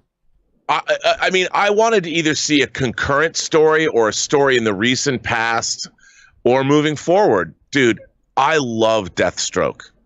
And I lost at the end of Justice League when Deathstroke shows up, man. I'm like, oh, and I would like to have seen him do. I wanted to see the story about how did he become even more brutal. I mean, in Batman v Superman, he's brutal. What led him to that? Was it something recently that happened? I mean, I just think, especially after seeing the crime movies that Ben Affleck had done, that Gone Baby Gone and The Town. I wanted to see the superhero equivalent of one of those movies, and I'm really sad that we never got Ben Affleck directing a Batman movie that starred Ben Affleck. Me too. All right. Raj writes, hey, John, yesterday I watched The Man Who Knew Too Much by Hitchcock, and I liked it. Then I came to know he had made the same movie some years ago. Is it not pretty unique for a filmmaker to remake his own movie within a span of a few years? You know what the funny thing is, Rob, I made that little movie, The Anniversary, which I made for next to nothing. I actually had a friend in the industry who just wanted to produce something, and they came to me and said, how would you like to remake your own movie, The Anniversary? And if I was able to pull together like $125,000, like if I could pull together $125,000 to give you to remake that and do it again, what would you think?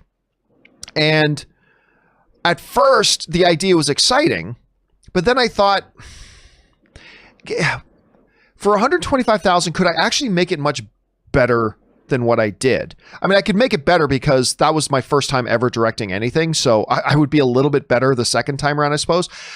And I think if they came to me and said, I've got $5 million you can make your movie, I think I might have done it, but I don't know, it didn't appeal to me. Rob, but anyway, getting back to the main topic here is like, Hitchcock remaking his own film. I mean, that's kind of what Lights Out director, who I think, is it not the Lights Out director who also directed Shazam?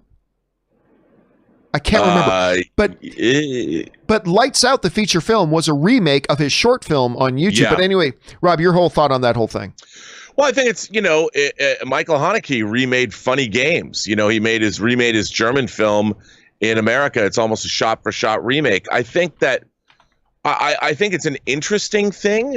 I mean, if a director is really attached to that kind of a story and wants to remake it, I don't know if I was ever in a position to do that, I'd want to move on. But it's always an interesting thing to compare and contrast what they were thinking the first time they did it as opposed to the second time they did it. And I think it's always an interesting insight into the artistic process. So for me, I'll never shy away from it. I'll always embrace it. I'll watch those movies because I want to see what was done, what was changed, how things are different. And by the way, it was David S. Sandberg. David S. Sandberg is the director of Lights Out. And yes, I was right. He is also the same director of Shazam. Did a great job on that too. Garrett Couch writes, going back to Injustice comic, I go back to the storyline of Galaxor and the Flash finding out via Batman that Galaxor was a super fan of his. It really showed the Flash inner turmoil about Superman. You're right. Such great writing. Listen, Rob, I've talked a lot about that Injustice Gods Among Us Year 1 comic series, and I think is the best writing in any comic series in the last number of years. I just thought it was incredible. And the best writing, I'm not saying it's the best part of the comics, but I think the best writing of it was the whole stuff that focused around Flash and his turmoil. And where is he on everything, particularly when Superman and him were playing chess at super speeds and Superman's trying to talk Flash into help him go around, take all the guns out of the world and all that kind of stuff. The writing on it was just incredible. And somebody asked the other day, do you think they could turn that into an actual movie? And I'm not sure you could turn Injustice Gods Among Us from the comic series into a movie because you have to have so much knowledge as an audience member to really get what's going on. So I don't know that they could do it. Do you think they could? Is there a way to pull that off narratively? Again, it's so hard because you've got, well, first of all, look at how many people are in that movie. Heroes and villains. I mean, how do you make a film? What people don't understand is when we're reading comics, all of us, we have a lifetime of working knowledge about these superheroes. Whether you read comics or not, we've played video games, we've watched the animated series. I mean, we know all of this stuff. So we have a shorthand, but a lot of the audience would not have that shorthand. So it would be really difficult. You have to establish who these characters are. And when you have that big of a superhero ensemble and a supervillain ensemble, it would be really hard to do something like that in the context of one movie. So, all right, let's move on here. Yeah. Next one comes to us from Owen Ho, who writes, here's a fun fact that will blow your mind. The songwriter for the Internet is for Porn is also the guy who wrote Frozen's Let It Go. I had no idea. I had no idea about that. That is the fun fact of the day right there. And for those we talked about it on the show the last couple of days. You've got to go see, if you haven't seen it, this old video on YouTube called The Internet. Just search Internet is for Porn Warcraft. And it's like, that song still makes me split a gut. I love it so much. I had no idea it's the same guy who wrote Let It Go. That is the fun fact of the day. Thank you for sharing that. All right. Doolittle writes, Spunk strikes again. Apparently Sony's planning on a jackpot film. I heard about this. I'm looking forward to Morbius and Venom, but who the F is Jackpot? What do you think Sony's plan is here with these spinoffs? I don't know who would be into a Jackpot or Madam Web film. Jackpot, though, is a little bit more appealing. Like, I think there's more you can do with a Jackpot film than there is what you could do with a Madam Web. Like, I know Aaron made a good case for Madam Web the other day, Rob, when she was on the show. But I think a Jackpot is more so Guggenheim apparently is going to be on board with Sony to kind of develop Jackpot. Listen, you can make great movies with characters that people haven't heard of before. I think you can make, and listen, I think a lot of the movie-going audience that went to go see Venom had never heard of Venom. I really do. I think a lot of the average movie-going audience had never heard of Venom before. They just saw the trailers, thought it looked great, and they went out to go see it. So I think Jackpot actually has a higher chance of that, especially when you consider that there's a lot more action element to the character than there is for, say, Madam Web. Rob, you hear about this. Could a Jackpot movie work? Yeah, I mean, look, you know me, I'm like, any movie can work if it's well written, well directed, and well made by all of the cast and crew. I think it absolutely could be cool, and I think that somebody has a good take on it, and that's why we've even heard about it, because they've got a great take. I mean, I think what Sony is doing with these characters, with Morbius, with Venom, now with Carnage, and now Jackpot or Madam Web, bring it on. I think it's really interesting and kind of cool what they're doing. Now, the proof will be in the pudding. We've seen Venom. That was, look, did I think Venom was great? No. I thought it was a lot of fun, though. I really enjoyed it. I enjoyed it the way I enjoyed old monster movies and Godzilla films. I did not sit there and go, well, this is like Civil War or Winter Soldier. I did not think that. But, that Morbius movie looks really cool to me. And why wouldn't you want to see these movies if they're well done? I agree. All right, let's move on here. Next up is Jacob, who writes, I don't think the movie theaters should open up right now. Like I said, there will be a second wave. I think, I will have to say, no disrespect, but I think you're naive to think that movie theaters can prevent the spread of COVID-19. I don't know that anybody knows that. Listen, I do know this. Rob and I have talked about, and listen, I'm no doctor, but Rob and I have talked about the fact that grocery stores are everybody's got to go to the grocery store. I mean, I guess you don't have to, but I mean, people go to the grocery store. And, I was reading a thing the other day about how because grocery stores have been conducting themselves right, at least they did a study of certain grocery stores where they're doing the things that Rob has been talking a lot about, right? They're having staff at the front of the store, wiping everything down, constantly cleaning, hand sanitizing people as they're going in, making sure people are wearing masks, blah, blah. And they've really reported that there hasn't been any definitive proof that people going to the grocery store surrounded by tons of other people has really caused any sort of spike of anything, because people are acting properly. While I'm not a doctor and I'm no expert, I don't think there's any reason to think, Rob, that a movie theater couldn't adopt the same, if not even more stringent procedures to ensure the same kind of thing. Again, it's not going to make COVID-19 go away, but It's not a matter of making it go away. It's about learning how to function with it being there. And I got to believe if you can do that for grocery stores and things like that, I got to believe that you can do it with theaters. 100% ironclad safety? No. But I got to believe you can do it. Rob, you've been talking a lot about the approaches the grocery stores have been taking. How do you see, can that transfer over to movie theaters? Yeah, I mean, I think it absolutely can. And, as you well know, we go to movie theaters now, a lot of the refreshments are self-serve. You go up for hot things like popcorn and all that, there's somebody who's serving you. But when you go get your drink, it's usually self-serve. So people are touching cups, they're touching the things. I think that you've just got to people have got to be vigilant. You've got to have people cleaning those things all the time until such time as people believe movie theaters are safe. And I think it can be done because people want to go to the movies, John. I've said, I really want to see Tenet and I want to see it in IMAX, and I'll wear like a hazmat suit if I have to go get one from an Army surplus store or whatever.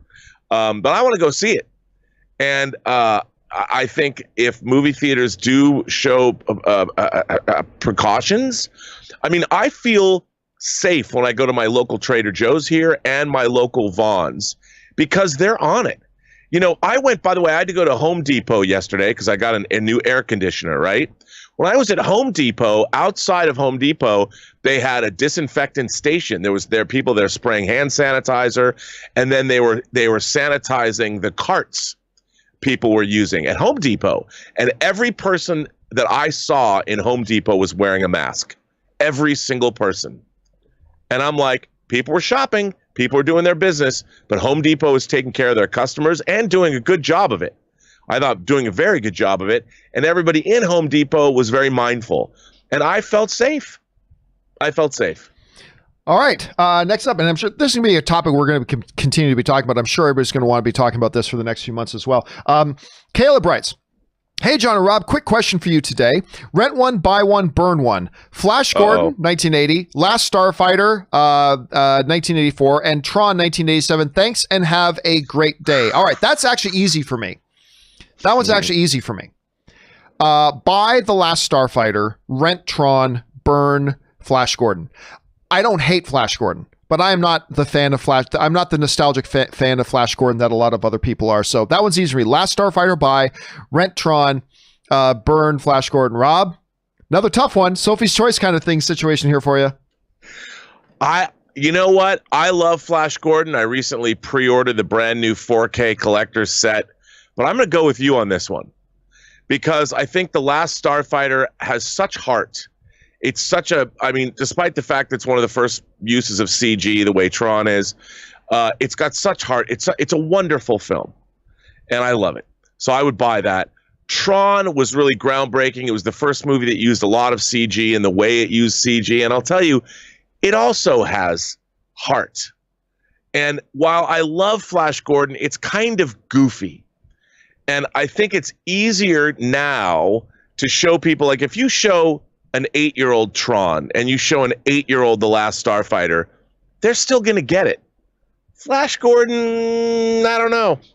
I think Tron and The Last Starfighter have a lasting legacy that endures to this day, and that's pretty cool. Whereas Flash Gordon is more of a acquired taste. An acquired taste. Made, of course, very popular by Ted. Ted made it, gave it a resurgence in popularity, of course. Yep. All right. Ben Rayner writes, I don't think we'll get a director's cut of Suicide Squad only because Gunn's new movie. It would be like going backwards. There isn't a new Justice League, so that makes sense. Why Snyder cut it coming? Why Snyder cut it coming, but with new as I don't it happening? I don't think that was written properly at all. Why Snyder cut it coming, but with new as I don't it happening, in my opinion. Well, anyway, I think the basic gist of what Ben is trying to say is, with a new Suicide Squad movie coming, could it be counterproductive to put out a David Ayer cut of Suicide Squad? David Ayer kind of addressed that yesterday, saying, hey, like, I don't think it's going to happen. But maybe it does, maybe it doesn't. I think they'd still be safe unless for some reason a David Ayer cut of Suicide Squad completely contradicts something that James Gunn is doing in his movie. If so, then I guess there's an argument. But even then, if you just do it as a novelty thing, dropping out on HBO Max as a kind of novelty, Elseworlds don't really take this seriously, but here it is. Even then, you could theoretically get away with it, I suppose. But I think you're right. I think if there was something about that completely contradicted James Gunn's movie, then they would probably lean away from it. All right, Sabaro writes, I started watching What We Do in the Shadows yesterday and ended up watching both seasons and then rewatched the movie. I can't believe I missed the TV show for so long. It's so funny.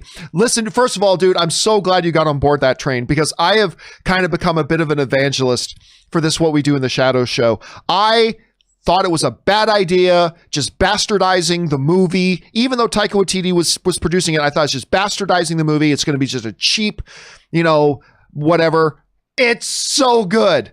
It's so good, and I'm so glad you're on board with that one, man. All right, Marvin7 writes, hey, John, love the show. Just finished watching Argo again, and no matter how many times I watch it, the third act turns me into a nervous wreck.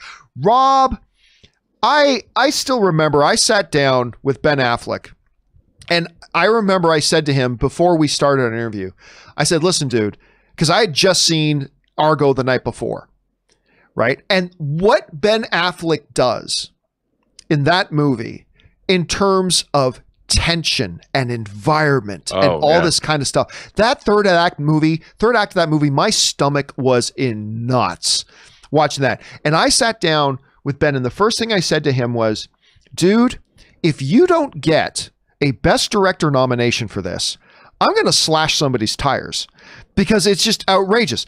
And then, of course, he didn't get a Best Director nomination. Oh, he won Best Director at the Directors Guild. You know, the actual directors who vote on Best Director? The Directors Guild gave him Best Director of the Year. Every other major body gave him Best Director of the Year. And he didn't even get a nomination at the Oscars. And his movie won Best Picture. It won Best Picture at the Academy Awards. He won Best Director from the Directors Guild. He won Best Director at everything else, but he didn't get nominated at the. I'll never understand that. But Rob, it's been a couple of years now. What were your thoughts on Argo? I loved Argo, and having lived through that period of time. I mean, albeit I was a young kid. That story and Jack Kirby's involvement, everything about it's insane. And I thought it was a wonderful movie. It was beautifully realized. And like you said, the tension was like my stomach was in knots as well. I mean, even though I looked into the story, when you're watching the movie, even if you know what's going on or know what happens or know the outcome, you still your stomach is in knots because it's so well done. And again, to me, it was the evolution. It was watching Ben Affleck, who's a very smart guy, and the evolution of him as an artist, as an actor, and as somebody who's become a world-class filmmaker. I mean, the guy's made 4 features. He should be making a feature every other year. It was a joy to behold. And, the only thing I can think about is that the Academy just had a hard time reconciling the fact that Ben Affleck, who, by the way, had gone through his own scandals with Gigli and J-Lo and all that, how could this guy be an Academy Award-winning director too? I mean, people, I think, have a hard time with that, and that's the only explanation that I can come up with, is that the Academy members just they couldn't see it. Like, why should Ben Affleck be he's not a director, he's an actor, and he's a tabloid guy too. Like, I mean, I don't know. But here's the confusing thing about it. Here's the really confusing thing about it. And I brought this up before, is that, remember, the Academy as a whole, everybody, and Rob knows this, but the Academy as a whole does not come up with the nomination lists, right? There's a bunch of different departments. There's a bunch of different branches of the Academy. There's the actors branch, the cinematographer's branch, the director's branch, the all writers branch. They all have different branches. And each one of those, branches come up with the nominee list. And then the Academy as a whole votes on the nominee list. But it is the individual branches that comes up with the nominees. Who makes up the director's branch of the Academy? Members of the Directors Guild of America make up the director's branch. And the Directors Guild of America gave Ben Affleck the Best Director of the Year award, and yet they didn't nominate him at the Academy. That's the part that confounds me, Rob. That is the absolute part it's the same people. So I don't know. Somebody someday who is a part of the director's branch of the Academy is going to have to give me a call and walk me through the process about how they not only nominated Ben Affleck at the Directors Guild Awards, but awarded him Best Director of the Year. And yet when a bunch of those same DGA members who were on the Academy branch, the director's branch of the Academy, they didn't nominate him. I don't know. That's for me is always going to be a strange one, Rob. Okay, listen, let's keep flying here. Alejandro Flores writes, "Hey, John. I work at Regal, and before the shutdown, we had Coke products, and when we open back up, we will have Pepsi products. I celebrate that because even though I prefer Coke over Pepsi, I vastly prefer Diet Pepsi over Diet Coke. I can't explain why, I just do. I really prefer infinitely Diet Pepsi over Diet Coke, and I might have to go out of my way a little bit to go to some Regal cinemas to get myself some Diet Coke. Rob, you a Coke or a Pepsi guy? Oh, dude, Coke, 100%. Always. Even with the diet, you prefer Diet Coke over Diet Pepsi? Diet Coke over Diet Pepsi. Although, I mean, I'll drink Diet Pepsi if that's all they have, but I'm a Diet Coke guy. All right, I am well done. To me, well done, Regal. To me, Coke well Zero. done. I don't mind Coke Zero. I still prefer Diet Pepsi though. Anyway, Darth Campea. I got Pepsi on the brain now. Darth Campea writes, "Good day, John and Rob. So after hundreds of movies I've watched, I am finally going to watch Lawrence of Arabia. Good on you. For the first time. Over the years, I've seen parts of it, but never the entire 4-hour movie. Everyone keeps saying it's a must watch. Oh, no, listen. If I had to make like a list of 50 movies that any film fan needs to have a part of their repertoire, Lawrence of Arabia is always going to on that. It's in my top 10 favorite films of all time. It's what made me a lifelong fan of Peter O'Toole. From a cinematography point of view, it's absolutely gorgeous. So absolutely. Rob, you endorse Darth Campea's move there to watch Lawrence of Arabia? Dude, One of the great movies of all time. If you haven't seen Lawrence of Arabia, look, watch it on the biggest screen possible, and you're in for a treat. It always baffles me. Not baffles me, but the fact that people haven't seen Lawrence of Arabia, but there's new people born every day, John. You can't expect everybody who's seen everything. Lawrence of Arabia came out many decades ago. And I just love the fact, like we heard from a viewer yesterday who was going to watch Shawshank Redemption last night for the first time. And we both know, boy, that guy or that girl is in for a treat. All right. Same with Lawrence. Same with, oh, yeah. All right, next up, Joshua Stevens writes, The Girl with All the Gifts was a decent movie. I did enjoy the new take on zombie apocalypse. Your thoughts? Never watched it. It's got Gemma, I keep forgetting how to pronounce her last name, but she was in that Hansel and Gretel Witch Hunters movie. And it's also got Patty Considine. But I never did watch the movie. I never did see it myself. It wasn't a theatrical release. So I didn't get around to watching it. Rob, did you ever watch that one?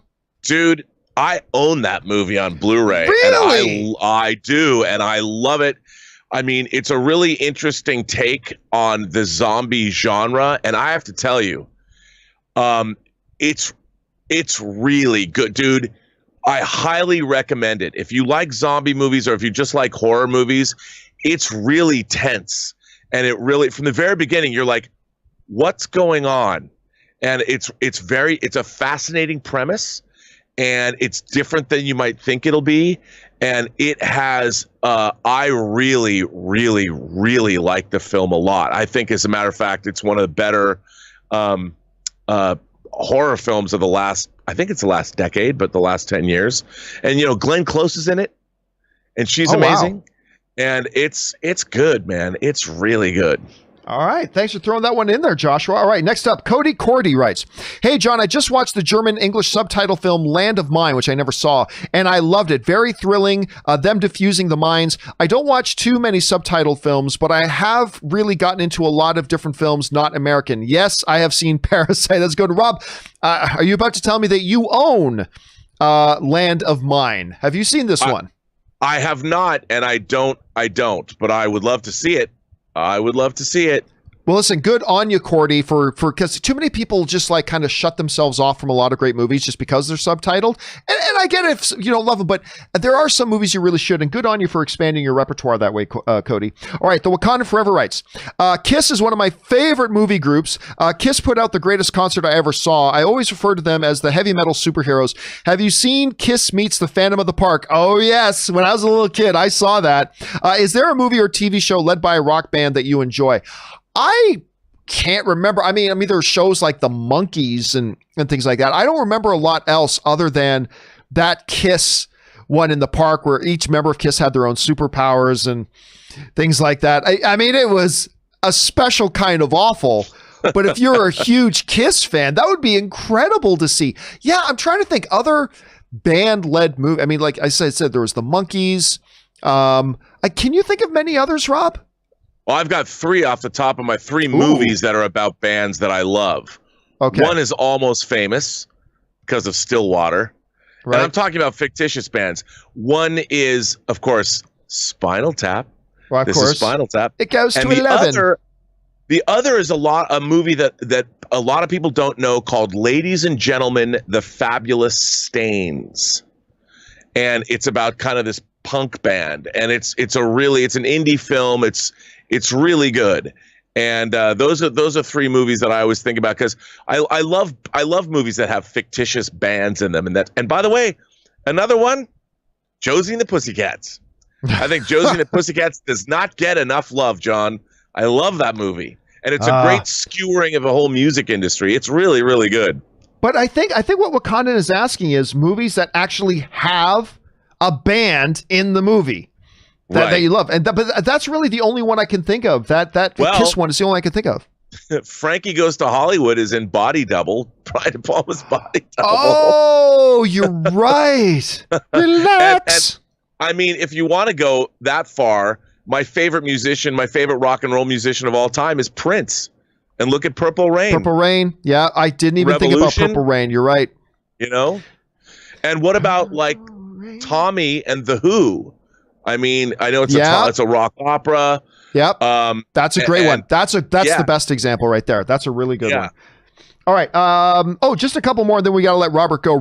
Murray Reich writes, I saw The Lovebirds, and it was pretty good. Not great. Only issue I had with it is if you've seen the good jokes in the trailer, then you've seen the movie. Hey, it's worth seeing if you have Netflix on a date night. Yeah, I've heard from another number of people. This is, of course, the Kumail Nanjiani film. I've heard that was supposed to be a theatrical release. They moved it onto streaming. I've heard from a number of people it kind of let them down a little bit, like it didn't meet their expectations. Now, unfortunately, Kumail Nanjiani has set the expectations real high with The Big Sick. I mean, that movie is so good and so funny and so heartfelt and just a beautiful, beautiful film. But I think he set the bar pretty high. And I've heard now Anne is still really wants us to sit down and watch Lovebirds, so we will. But I'm hearing a lot. Like, Murray, your reaction is probably the best one I've heard so far. Not great, but not bad. That's the best I'm kind of hearing from it right now, which is really too bad. But I will see for myself, Murray. I will see for myself. An anonymous viewer writes, if you're going to eat a sandwich, you would just enjoy it more if you know no one had fucked it. Rob, that is a line. I think my 100% favorite line in the movie of What We Do in the Shadows. So for those of you who don't know the context of the joke, the documentary crew is following around a bunch of vampires, and like they're constantly talking about that they want to feed on virgins. They want their familiar to bring them virgins. And so I guess they get asked by the documentary crew, like, why are virgins better? To which, the vampire says, well, I mean, if you're going to eat a sandwich, you would just enjoy it more if you know nobody had fucked it. Just thinking of it cracks me up. I just died. I just died when I read that. All right, last question here with Rob here, and we'll let him take this one. If big theater chains like AMC reopen everywhere by the end of June or early July, how will each theater hire back or hire new workers in time for movies like Tenet and our opening that's opening on July 17th? Plus, you need time to sanitize and implementing new safety rules. Oh yeah, well listen, I honestly think they only need a day or two to sanitize. It's not like, Rob, at least to me, prepping the theater to reopen is the easy part. The harder part is the sanitizing in between show times. Like, that's where you really got to have your process down. And by the way, when they open back up, it's not going to be 7 p.m. show, 9 p.m. show, 11 p.m. show. It's going to be 5 p.m. show, 9 p.m. show. They're going to stagger screenings to make sure their staff has time to get in there and do all that. But Rob, it is going to be a logistical nightmare. How do you think these theaters are going to handle just the logistics of getting their staff back up, getting them trained for the regular operation of the theater, plus all the new measures they got to do? It's going to be a big task, isn't it? Dude, it's a big task, and I don't envy them doing that, but it has to be done. Look, it's just a lot more work. People are going to have to do, traditionally movie theater jobs are not exactly, I mean, they're tough, long hours, things like that, but you're going to have to be ever vigilant. This is a new world we live in. And I think, people are going to be happy to have those jobs back and going back to work, but they're going to have to work hard. And obviously they're saving a whole industry is what they're doing. And, I think it should be taken seriously. All right, listen, dude, speaking of taking seriously, we take you seriously, Robert Meyer Burnett. Thank you. And how seriously awesome it is to have you here on the show. We will, of course, see you again tomorrow. You've got things I know you got to run and do right now. But in the meantime, where can people follow you and your adventures online? Well, you can find me on Instagram at Robert Meyer Burnett. Find me on Twitter at BurnettRM, or watch my YouTube show, Robservations, on the Burnett Work on YouTube. All right, dude, thanks a lot for being here. And we will, of course, talk to you again tomorrow. Have a good one, man. All right, guys, with that down, we still have some time here, so let's keep on rifling through the live questions you guys have sent in. The next one up comes to us from the Wakandan Forever, who writes, I saw Brightburn in theaters. I love that movie. People hate on it, but I think it's genius. If people with superpowers really existed, it would be terrifying. R-rated superhero horror films are something I want to see more of. Endless possibilities. See, I both disagree and agree with you on that. I think your assertion at the end that R-rated superhero horror films are something we'd like to see more of, I agree.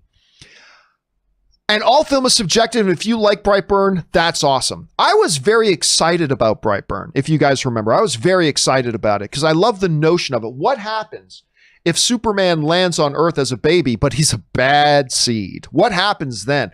I love the idea of it. Unfortunately, I thought the film was very, very poorly executed. I didn't think they had a very good script. I think, again, what I loved about Brightburn was the concept. I thought the concept of Brightburn was great. I just feel like they completely dropped the ball on the execution of it because there was no real narrative to it. The villain, there was never any obstacle the villain had to get around. It was just the inevitability of here's how this movie starts, and the villains just walk to the end of the film is just inevitable. There's nothing there to stop that. It is what it is.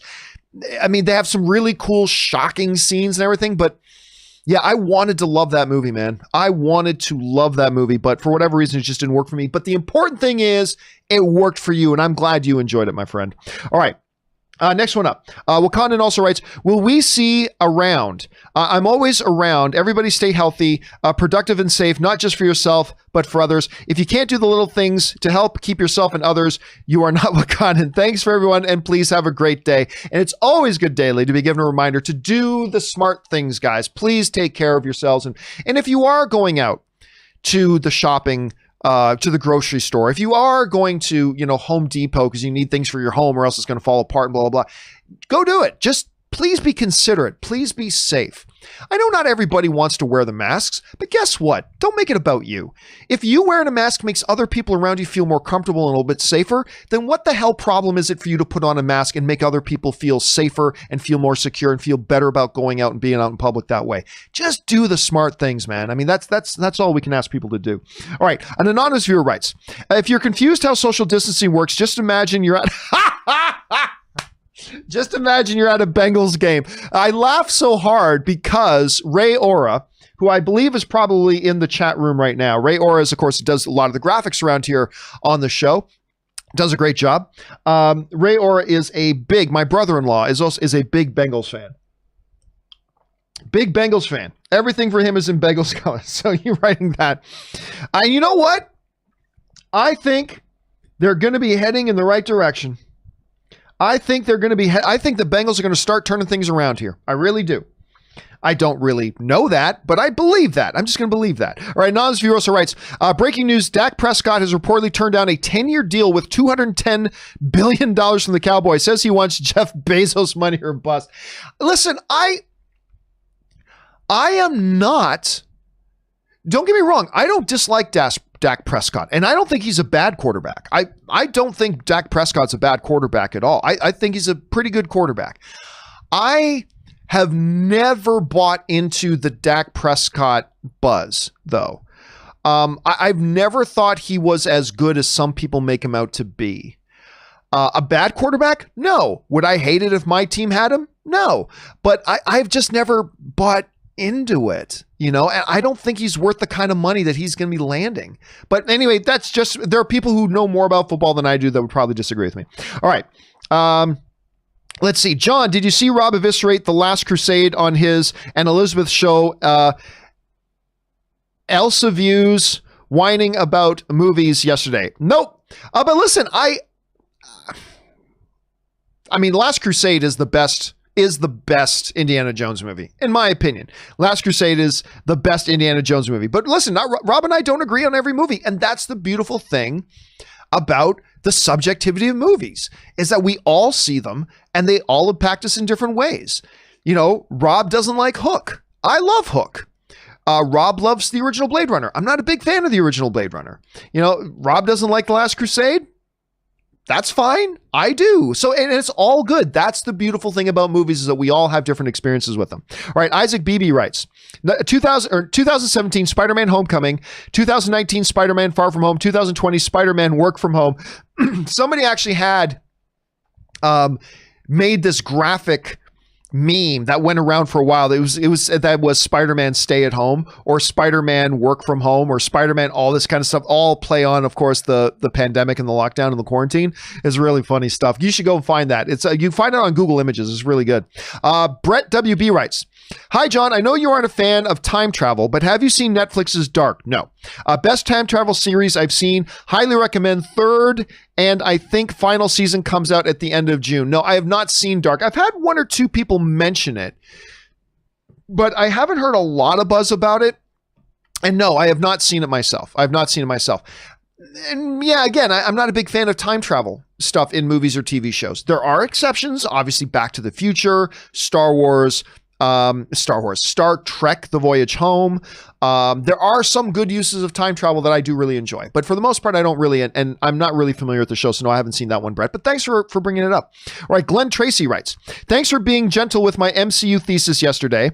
We could all be overlooking the title of Doctor Strange 2. Maybe actions in the film led to mutants that exist in a different universe, plus time somehow gets pulled into the MCU. Events in the movie led to their reality being destroyed or them being stuck in the MCU. Make sure this is just a subplot, plus the emergence of mutants could be revealed in a post-credit scene. Now, this way they can keep their own history as it could be the 90s or even 80s in their universe. This could all let Doctor Strange set up Avengers versus X-Men, print that money. The mutants have reason to battle the Avengers, scrap the Phoenix story. Civil War isn't a carbon copy of the comic while also promoting Doctor Strange as a leader. See, again, I think there's a lot of possibilities there. I think there are possibilities in the stuff you're laying out there.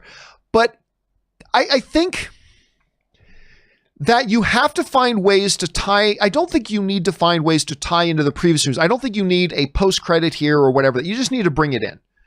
I still believe the best way to do it is to keep them outside of the MCU. Keep them outside the MCU. Have X-Men in their own cinematic universe. I still think that is absolutely narratively the best thing to do. Because, listen, right now, the MCU is putting out, pandemic notwithstanding, the MCU is putting out 3, 4, 5 movies a year without having any X-Men characters. Well, now we're bringing in 50, 60, 70, 80, 180, 380 X-Men types of characters that are now available. Are X-Men going to be an afterthought? You know, are the Worlds of the Mutants going to be afterthoughts now? I don't know. But everybody's going to be theorizing. I personally think that's going a little bit too far into stuff that is a little bit too inside baseball for a lot of people that I don't think works with a lot of people. And I don't think, listen, Doctor Strange, the Multiverse of Madness, the reason I don't believe at all that's going to be used to bring in the mutants is because Kevin Feige has said repeatedly that when the Fox merger first came up, he said, that's great, but I've got a 5-year plan. I'll get to the X-Men stuff when my 5-year plan is done. And Doctor Strange and the Multiverse of Madness was already planned out. He already knew what they were doing with Doctor Strange and the Multiverse of Madness. I don't think they're going to change it to accommodate X-Men. He knows he's got time. He's got a lot of films on deck, and he's still got years to figure it out. I mean, I would like to see X-Men back on screen right away, of course, because I love X-Men, but I don't think anything that's currently existing. Like I remember, like when Endgame was coming out, there were these news stories going around. It's confirmed there's going to be an X-Men post-credit scene in Endgame, and of course it wasn't.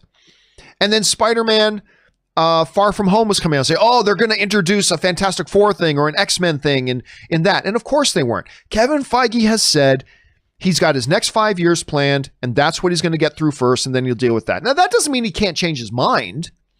That doesn't mean he can't start dropping a few Easter eggs here and there if he wants to.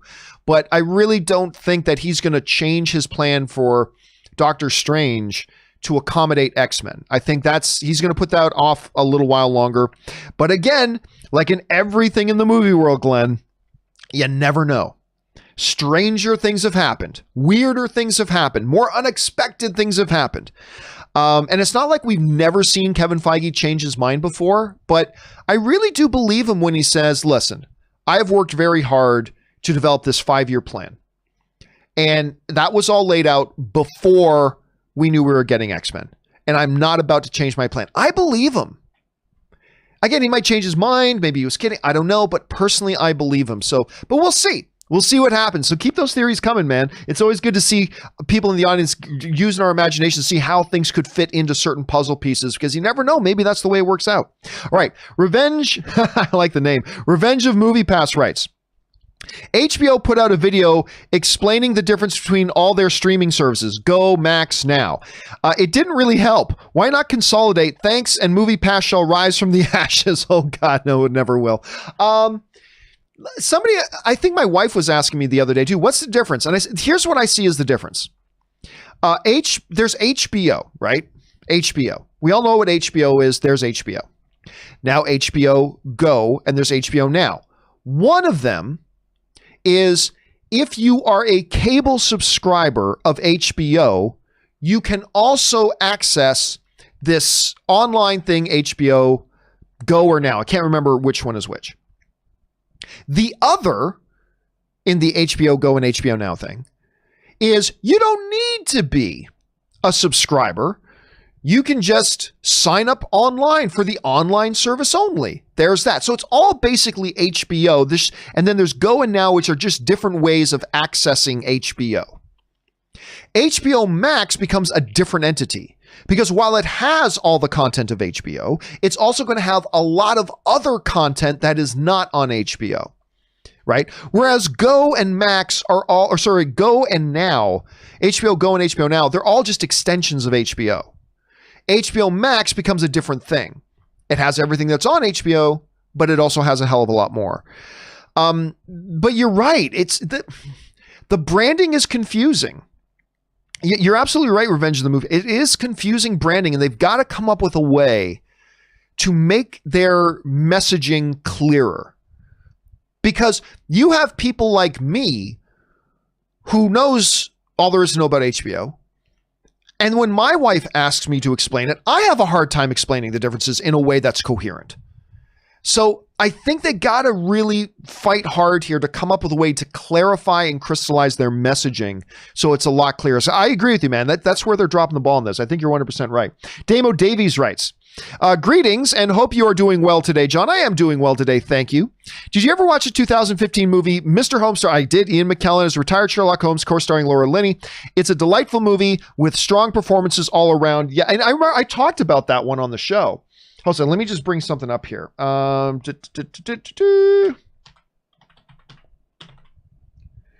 me just see if I get here.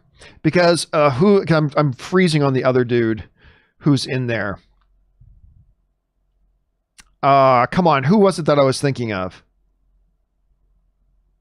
Anyway, the interesting story behind Mr. Holmes. Mr. Holmes was actually one they were trying to get made for a long time.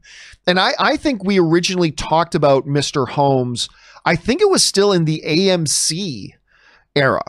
And then it took a little while for it to come about, but then it eventually did. And listen, I'll watch anything with Ian McKellen. Ian McKellen to me is just like the man. He's just like the man. And I like probably because my dad really liked Sherlock Holmes. And so ever since then, anything with Sherlock Holmes, I think just because I knew my dad liked Sherlock Holmes, anytime there was anything with Sherlock Holmes, always got me good. But speaking of that, what is the name of it? Hold a second. Sherlock Holmes, Michael Caine. The one that Michael Caine did with Sir Ben Kingsley. What the hell is the name of that movie? Without a Clue, 1988. This is an older film, guys. It's an older film. But if you guys get a chance to check out Without a Clue, Michael Caine, Ben Kingsley, it was the first movie to do the whole thing where what if Sherlock Holmes wasn't the brains of the operation? Ben Kingsley was. You know, Dr. Watson was actually the brains of the operation, and they just made Sherlock Holmes look like the hero. It's a comedy. I've always really liked it. Not everybody loves that movie. I did. I really, really love that one. So if you get a chance to check that one out, Damo Davies, I'd highly recommend you check that one out too. All right. Damo Davies also writes, John Cryer from 2.5 Men, who plays Lex Luthor in the Arrowverse, has played a Luthor before. He played nephew of Lex, Lenny Luthor, in Superman 4. Was he in that? Opposite Gene Hackman's Lex. Funny the way things work out sometimes. I had no idea. That is, and forgive the noise, guys, but it's getting pretty hot here in the San Fernando Valley in Los Angeles, so I'm going to turn on my air conditioner. Forgive the noise. I never realized that. That is a good little piece of trivia. That is an excellent piece of trivia. Thank you I love it when we get these interesting little factoids that you guys send in. That's amazing. Thanks for sharing that, man. All right, Damo also writes, I recently watched the National Treasure production online live, National Theater production, National Theater, not National Treasure, online live of Streetcar Named Desire. Stella! Gillian Anderson as Blanche and Vanessa Kirby as Stella, and was blown away so much it inspired me to get the movie starring Marlon Brando, which, I mean, was like, to many people, that was the quintessential Marlon Brando with Streetcar Named Desire. A good film. It's a very, very good film. You know what's funny, too? My wife, Anne, she just signed up because she's got an annual pass to the Pantages Theater, which is why we go see Hamilton and Waitress and Cats and whatever. Les Mis, we went to go see last year. She just got a Broadway streaming service, which is basically all these Broadway shows, but professionally filmed during live performances, and they broadcast them on the streaming network. And my wife has been hooked on that. So if you're into that sort of stuff, Damo, you might want to check out that streaming service as well, because my wife is really enjoying it. Anyway, thanks for that. Jeff Bezos writes, if I was a billionaire, which of course the real Jeff Bezos is, if I was a billionaire and a DC fan, could I go to Warner Brothers and say, I will fully fund a DC movie of my choosing? For $1 billion, I could fund 3 to 4 big budget films. What say could I have on what I want made, Batfleck film, etc.? Curious about how that works. Yeah. Listen, it's business. The only thing Warner Brothers would be worried about is, could you mess up something for them that they do later on? Let's make up a character, right? Let's say you went to Warner Brothers, you say, I will give you, Warner Brothers, $500 million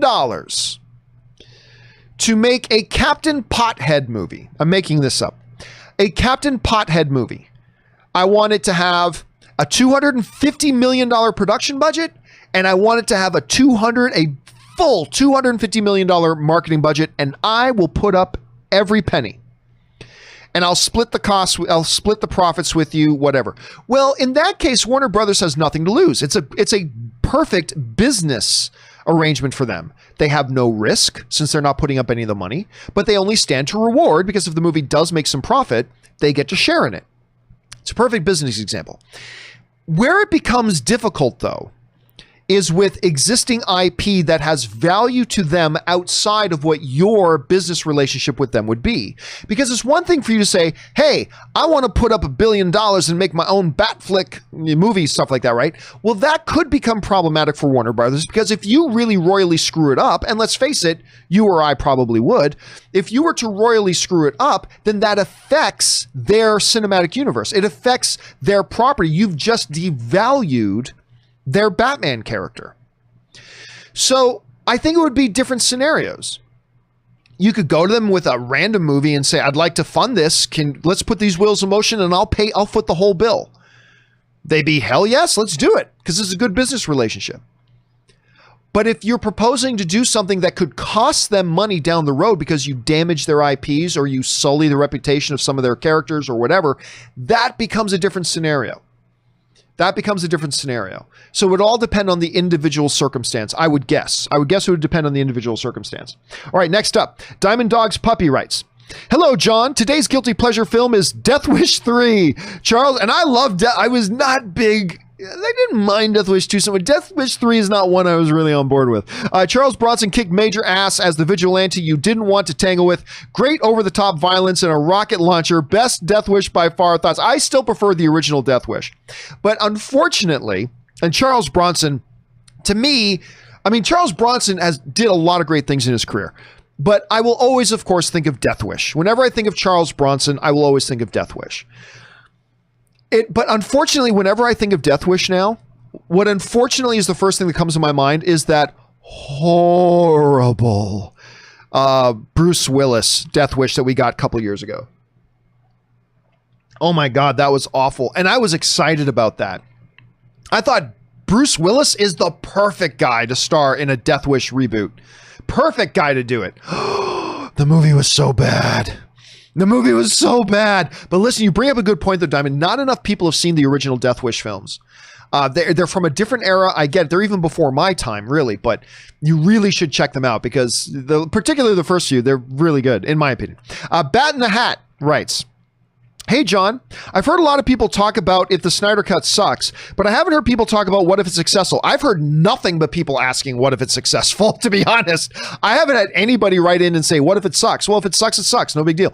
All I've heard from people asking is, what if it's successful? I mean really successful. What are your thoughts on what could happen to the DCU if it blows away expectations? Nothing. Again, we talked about this a little bit earlier in the show. The fact of the matter is, Warner Brothers already has a lot of examples of what happens when Zack Snyder directs a movie in the direction that they were going in at the time.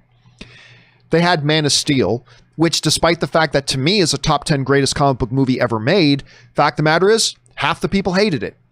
Critics weren't all that big on it, and it didn't do as well at the box office as they were hoping. Then they had Batman vs. Superman. Half the people hated it, critics didn't like it, and as far as a movie called Batman versus Superman, well, it made money. It did. It did not make the money a movie called Batman versus Superman should have made. Right? And the audiences didn't like it. At least half the audience didn't like it. The critics didn't like it. And it underperformed at the box office for a movie called Batman versus Superman. So there you already have two examples of full theatrical movies that made it out into theaters and had the full thing. Why anybody would suddenly expect magically that doing another one, it's now suddenly the critics are going to love it all of a sudden, and all of a sudden people are going to love it all of a sudden? It's not going to change anything. The reality is Warner Brothers has already changed directions, and their change of direction is working. They went with a much, like Rob describes, Rob loves Aquaman, by the way. He describes it as goofy, right? They really did go a little bit more in a different direction with Aquaman than what the Snyderverse films had been. And what was the results?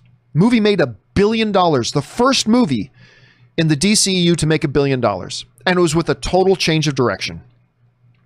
Then they went way outside of that and did a Joker movie, made $1 billion.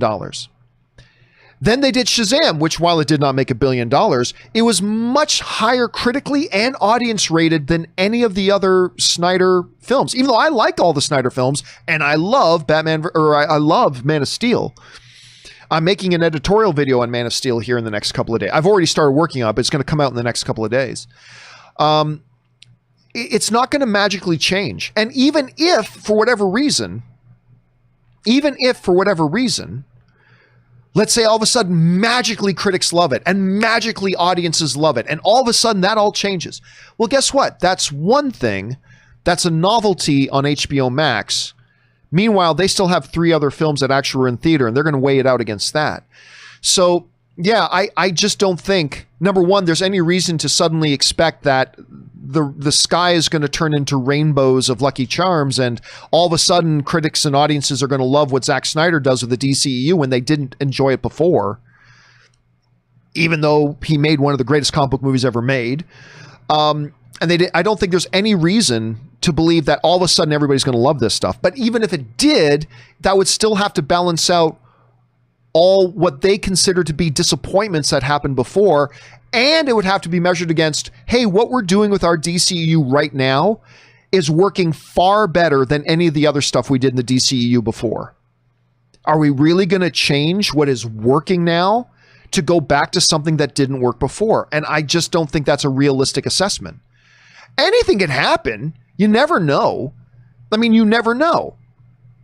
But if you had to make a reasonable guess, but a reasonable guess right now, no. No matter what happens with the Snyder Cut on HBO Max, it's not going to change anything. And to be fair, I don't think most people, and I could be wrong about this, but I don't think most people who are really excited about Snyder Cut are looking for the Snyder Cut to change what WB is doing now, because what they're doing now is working, other than Birds of Prey. I think most people who are excited about Snyder Cut are just excited to see Snyder Cut because they've wanted to see it for a long time. And I think most of them are just focused on that. And they're not worried about how does it change things later. Listen, nobody wants to see Henry Cavill back as Superman more than I do. And nobody, believe me, nobody wants to see Ben Affleck back as Batman more than I do. But I just don't think, looking at the facts, I don't think that's reasonable to hope for. But again, we live in a world where crazier things have happened, so you never know. All right, next up. Andy Hong writes, one of three. The time is nigh for HBO Max is almost here. Just a few more days away, man. Just a couple of, actually tomorrow. Tomorrow it's here. I like Disney Plus, but I recently found myself enjoying Netflix more for its variety of content, which is why I'm going to enjoy the hell out of HBO Max.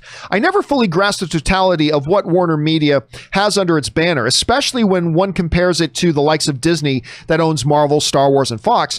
I also found out that Warner Media owns Crunchyroll. Yes, they do.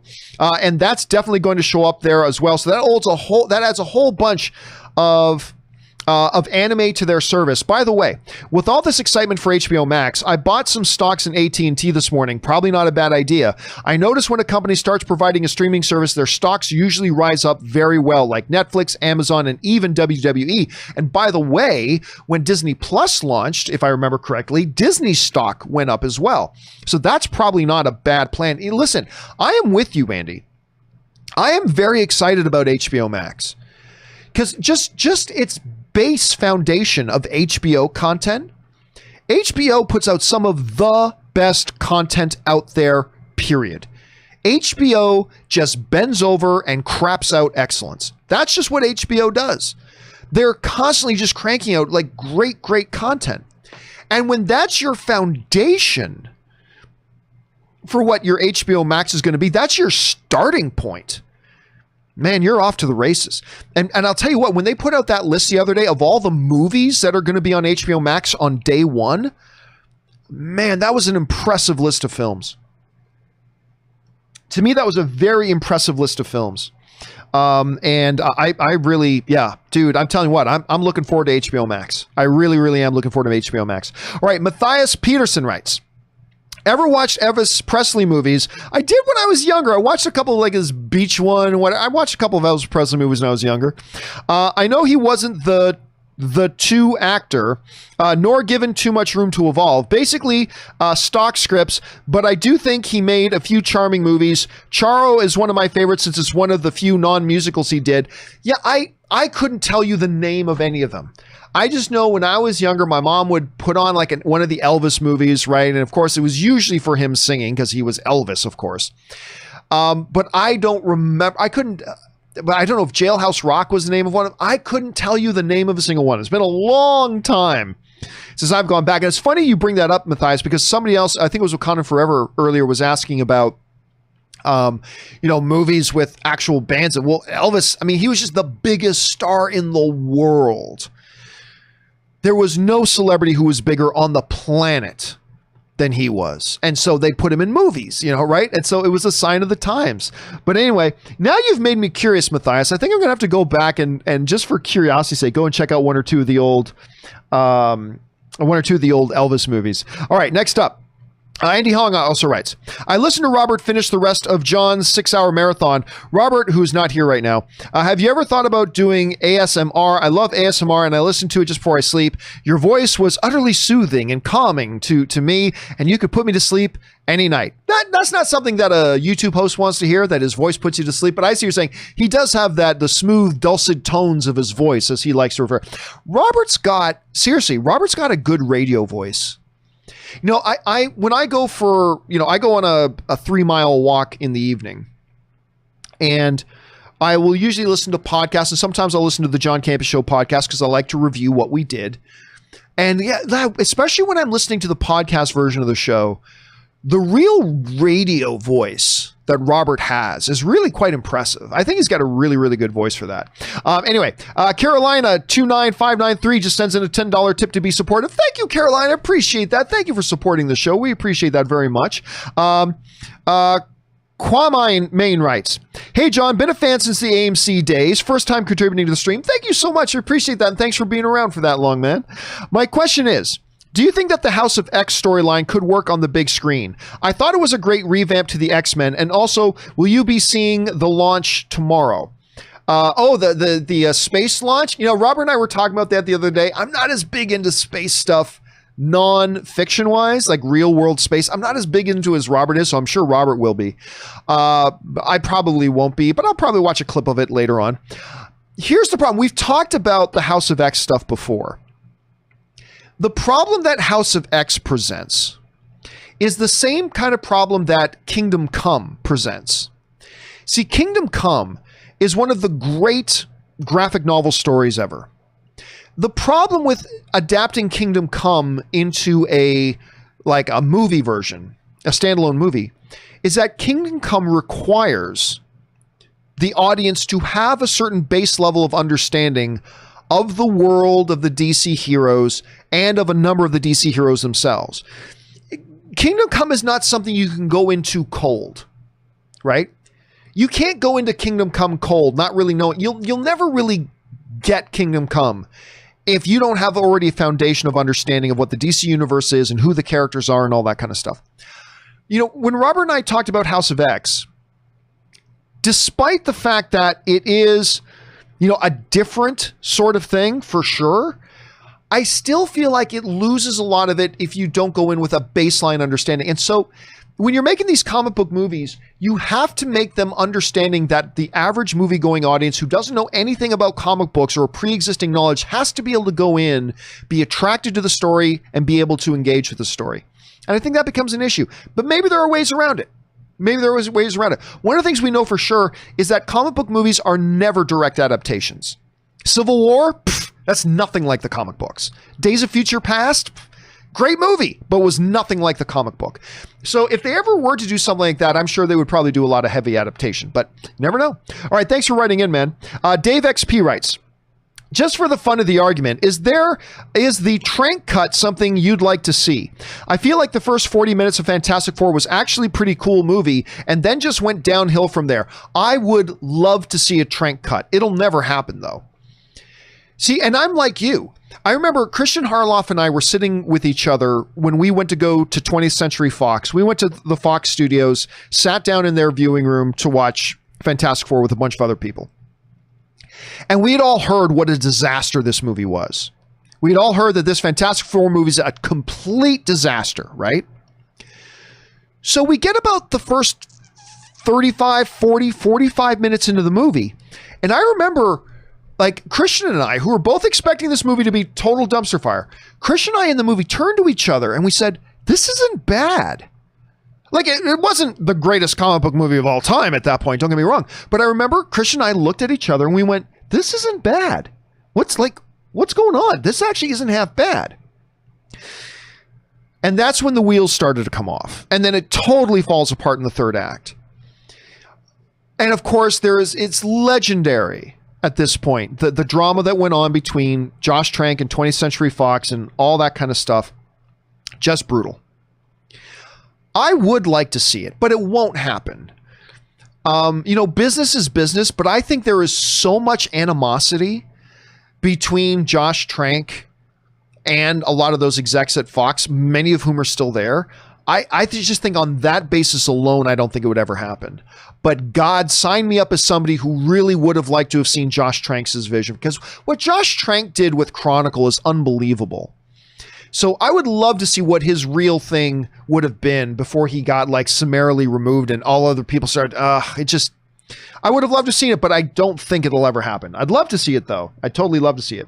All right, Stubborn McShave writes, old Indy could try to solve a mystery connected to the events from his youth. They could intercut between old and young Indy, Godfather 2 style. That's a possibility. Young Indy's adventure would inform old Indy's mystery. It could hand over the torch to a new actor for future films in the 1940s. I'll tell you what, Stubble, on its surface, that is the best idea I've heard for an Indiana Jones movie so far. I love the idea. That's great. You have Indiana Jones today, and again, your analogy to The Godfather 2 is perfect here. You have the Indiana Jones today who's got to solve some huge mystery.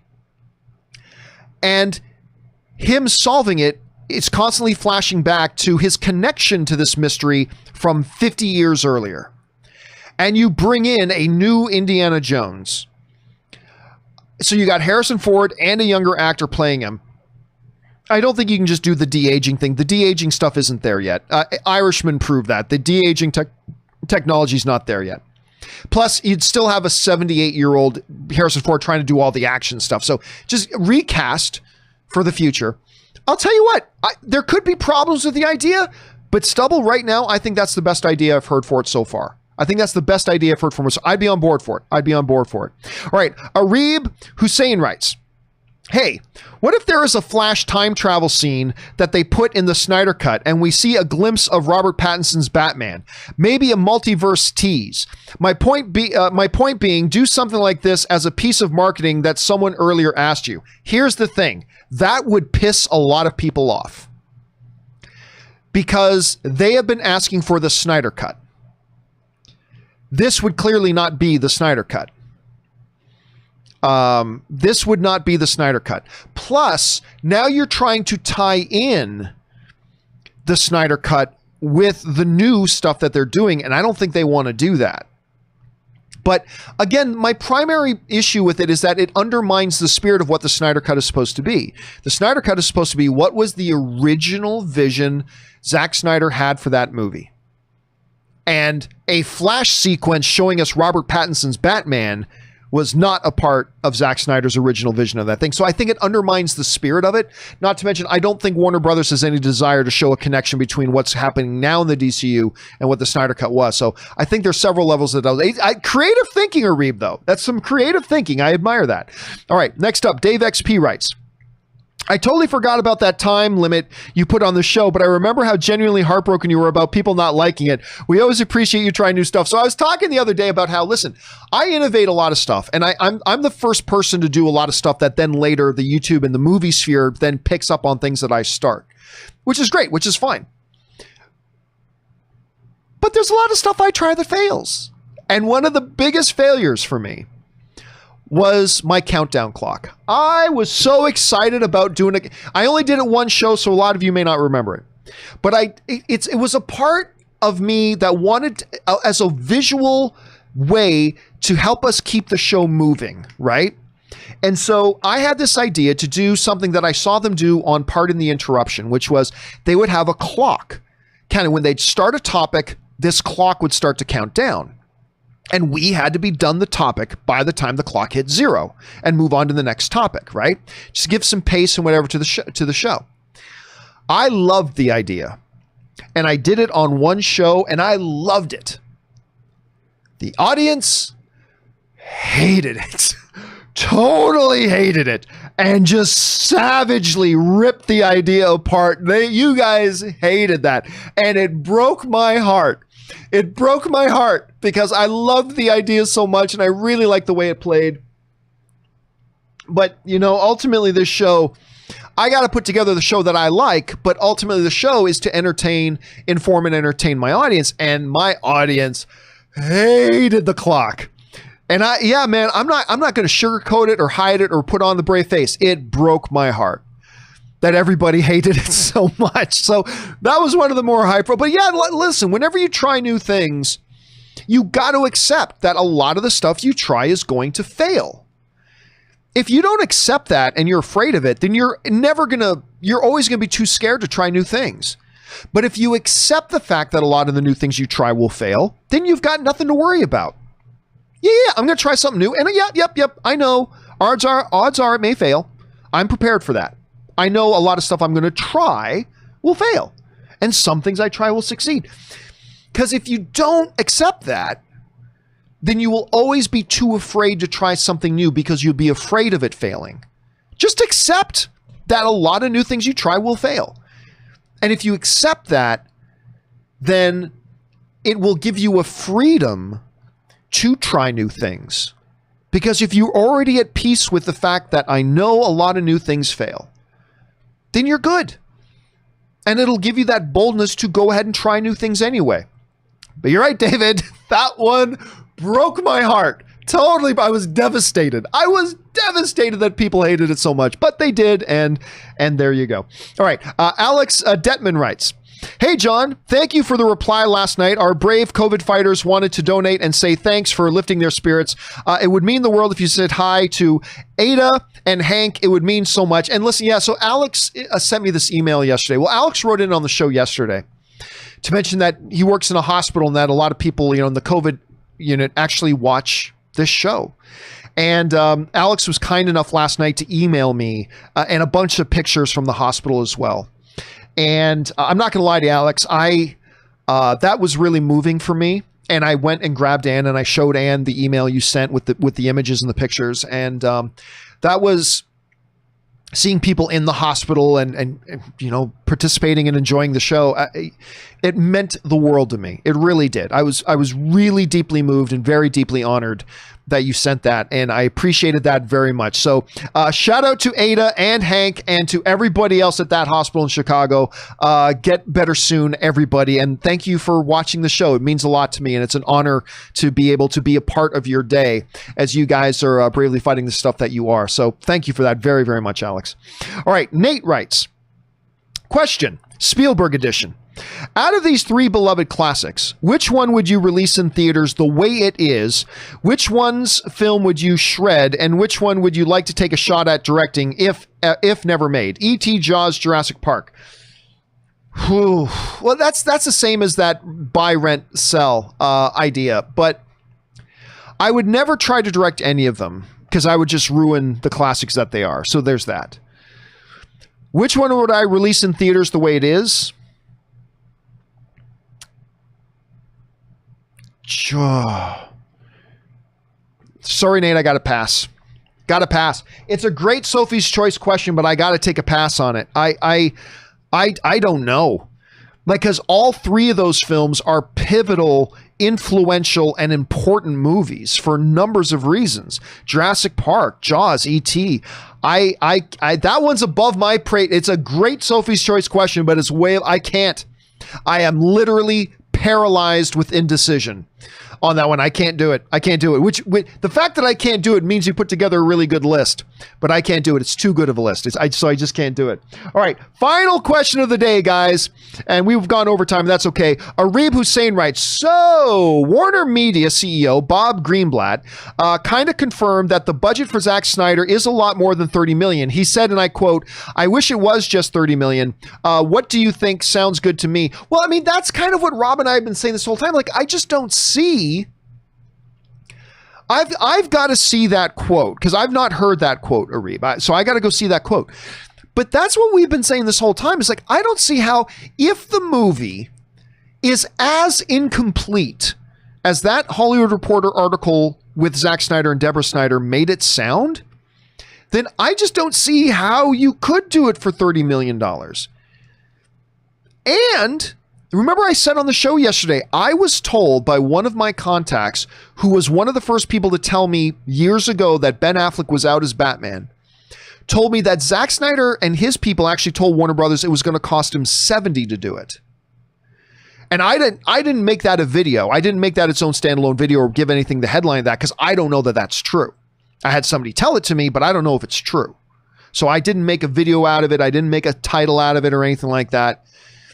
But that makes sense to me. Like Rob and I have both been saying, how on earth, if it is as incomplete as they're saying it is, can you just do it for $30 million? So I need to go and look up this quote because that honestly sounds very, very telling. That sounds very, very telling to me. So we'll have to see. Anyway, guys, that will do it for today's installment of the John Campea Show. Thank you guys so much for being here and being a part of the show. It is a tremendous honor that you guys take time out of your day to make this a part of your day. So on behalf of myself, Robert Meyer Burnett, and everybody else associated with the show, we want to thank you guys for doing that. But also a special thank you to all you guys who sent in those questions because of two things. Number one, you gave us great fun things to talk about. And number two, you supported the channel while you did it. And don't forget, guys, even once this show is over, you can start sending in questions now for tomorrow's show and be amongst the first questions that get answered on tomorrow's show. Again, you can find the link in the video description that you can just click on, or you can go to streamelements.com/movieblogtv/tip. And of course, me and Robert Meyer Burnett will be back again tomorrow. I'm sure we're going to talk about this Labyrinth story. Maybe Arib, we can find this quote. Maybe we'll talk a little bit about that because it makes a lot of sense to me, but I'll have to see it for myself. Anyway, guys, that will do it for me. Please, guys, do the same things. Stay smart, stay safe, take care of yourselves, and please take care of the people around you. That'll do it for me for now, guys. Thanks a lot for being here. My name is John Campea, and until next time, my friends, bye-bye.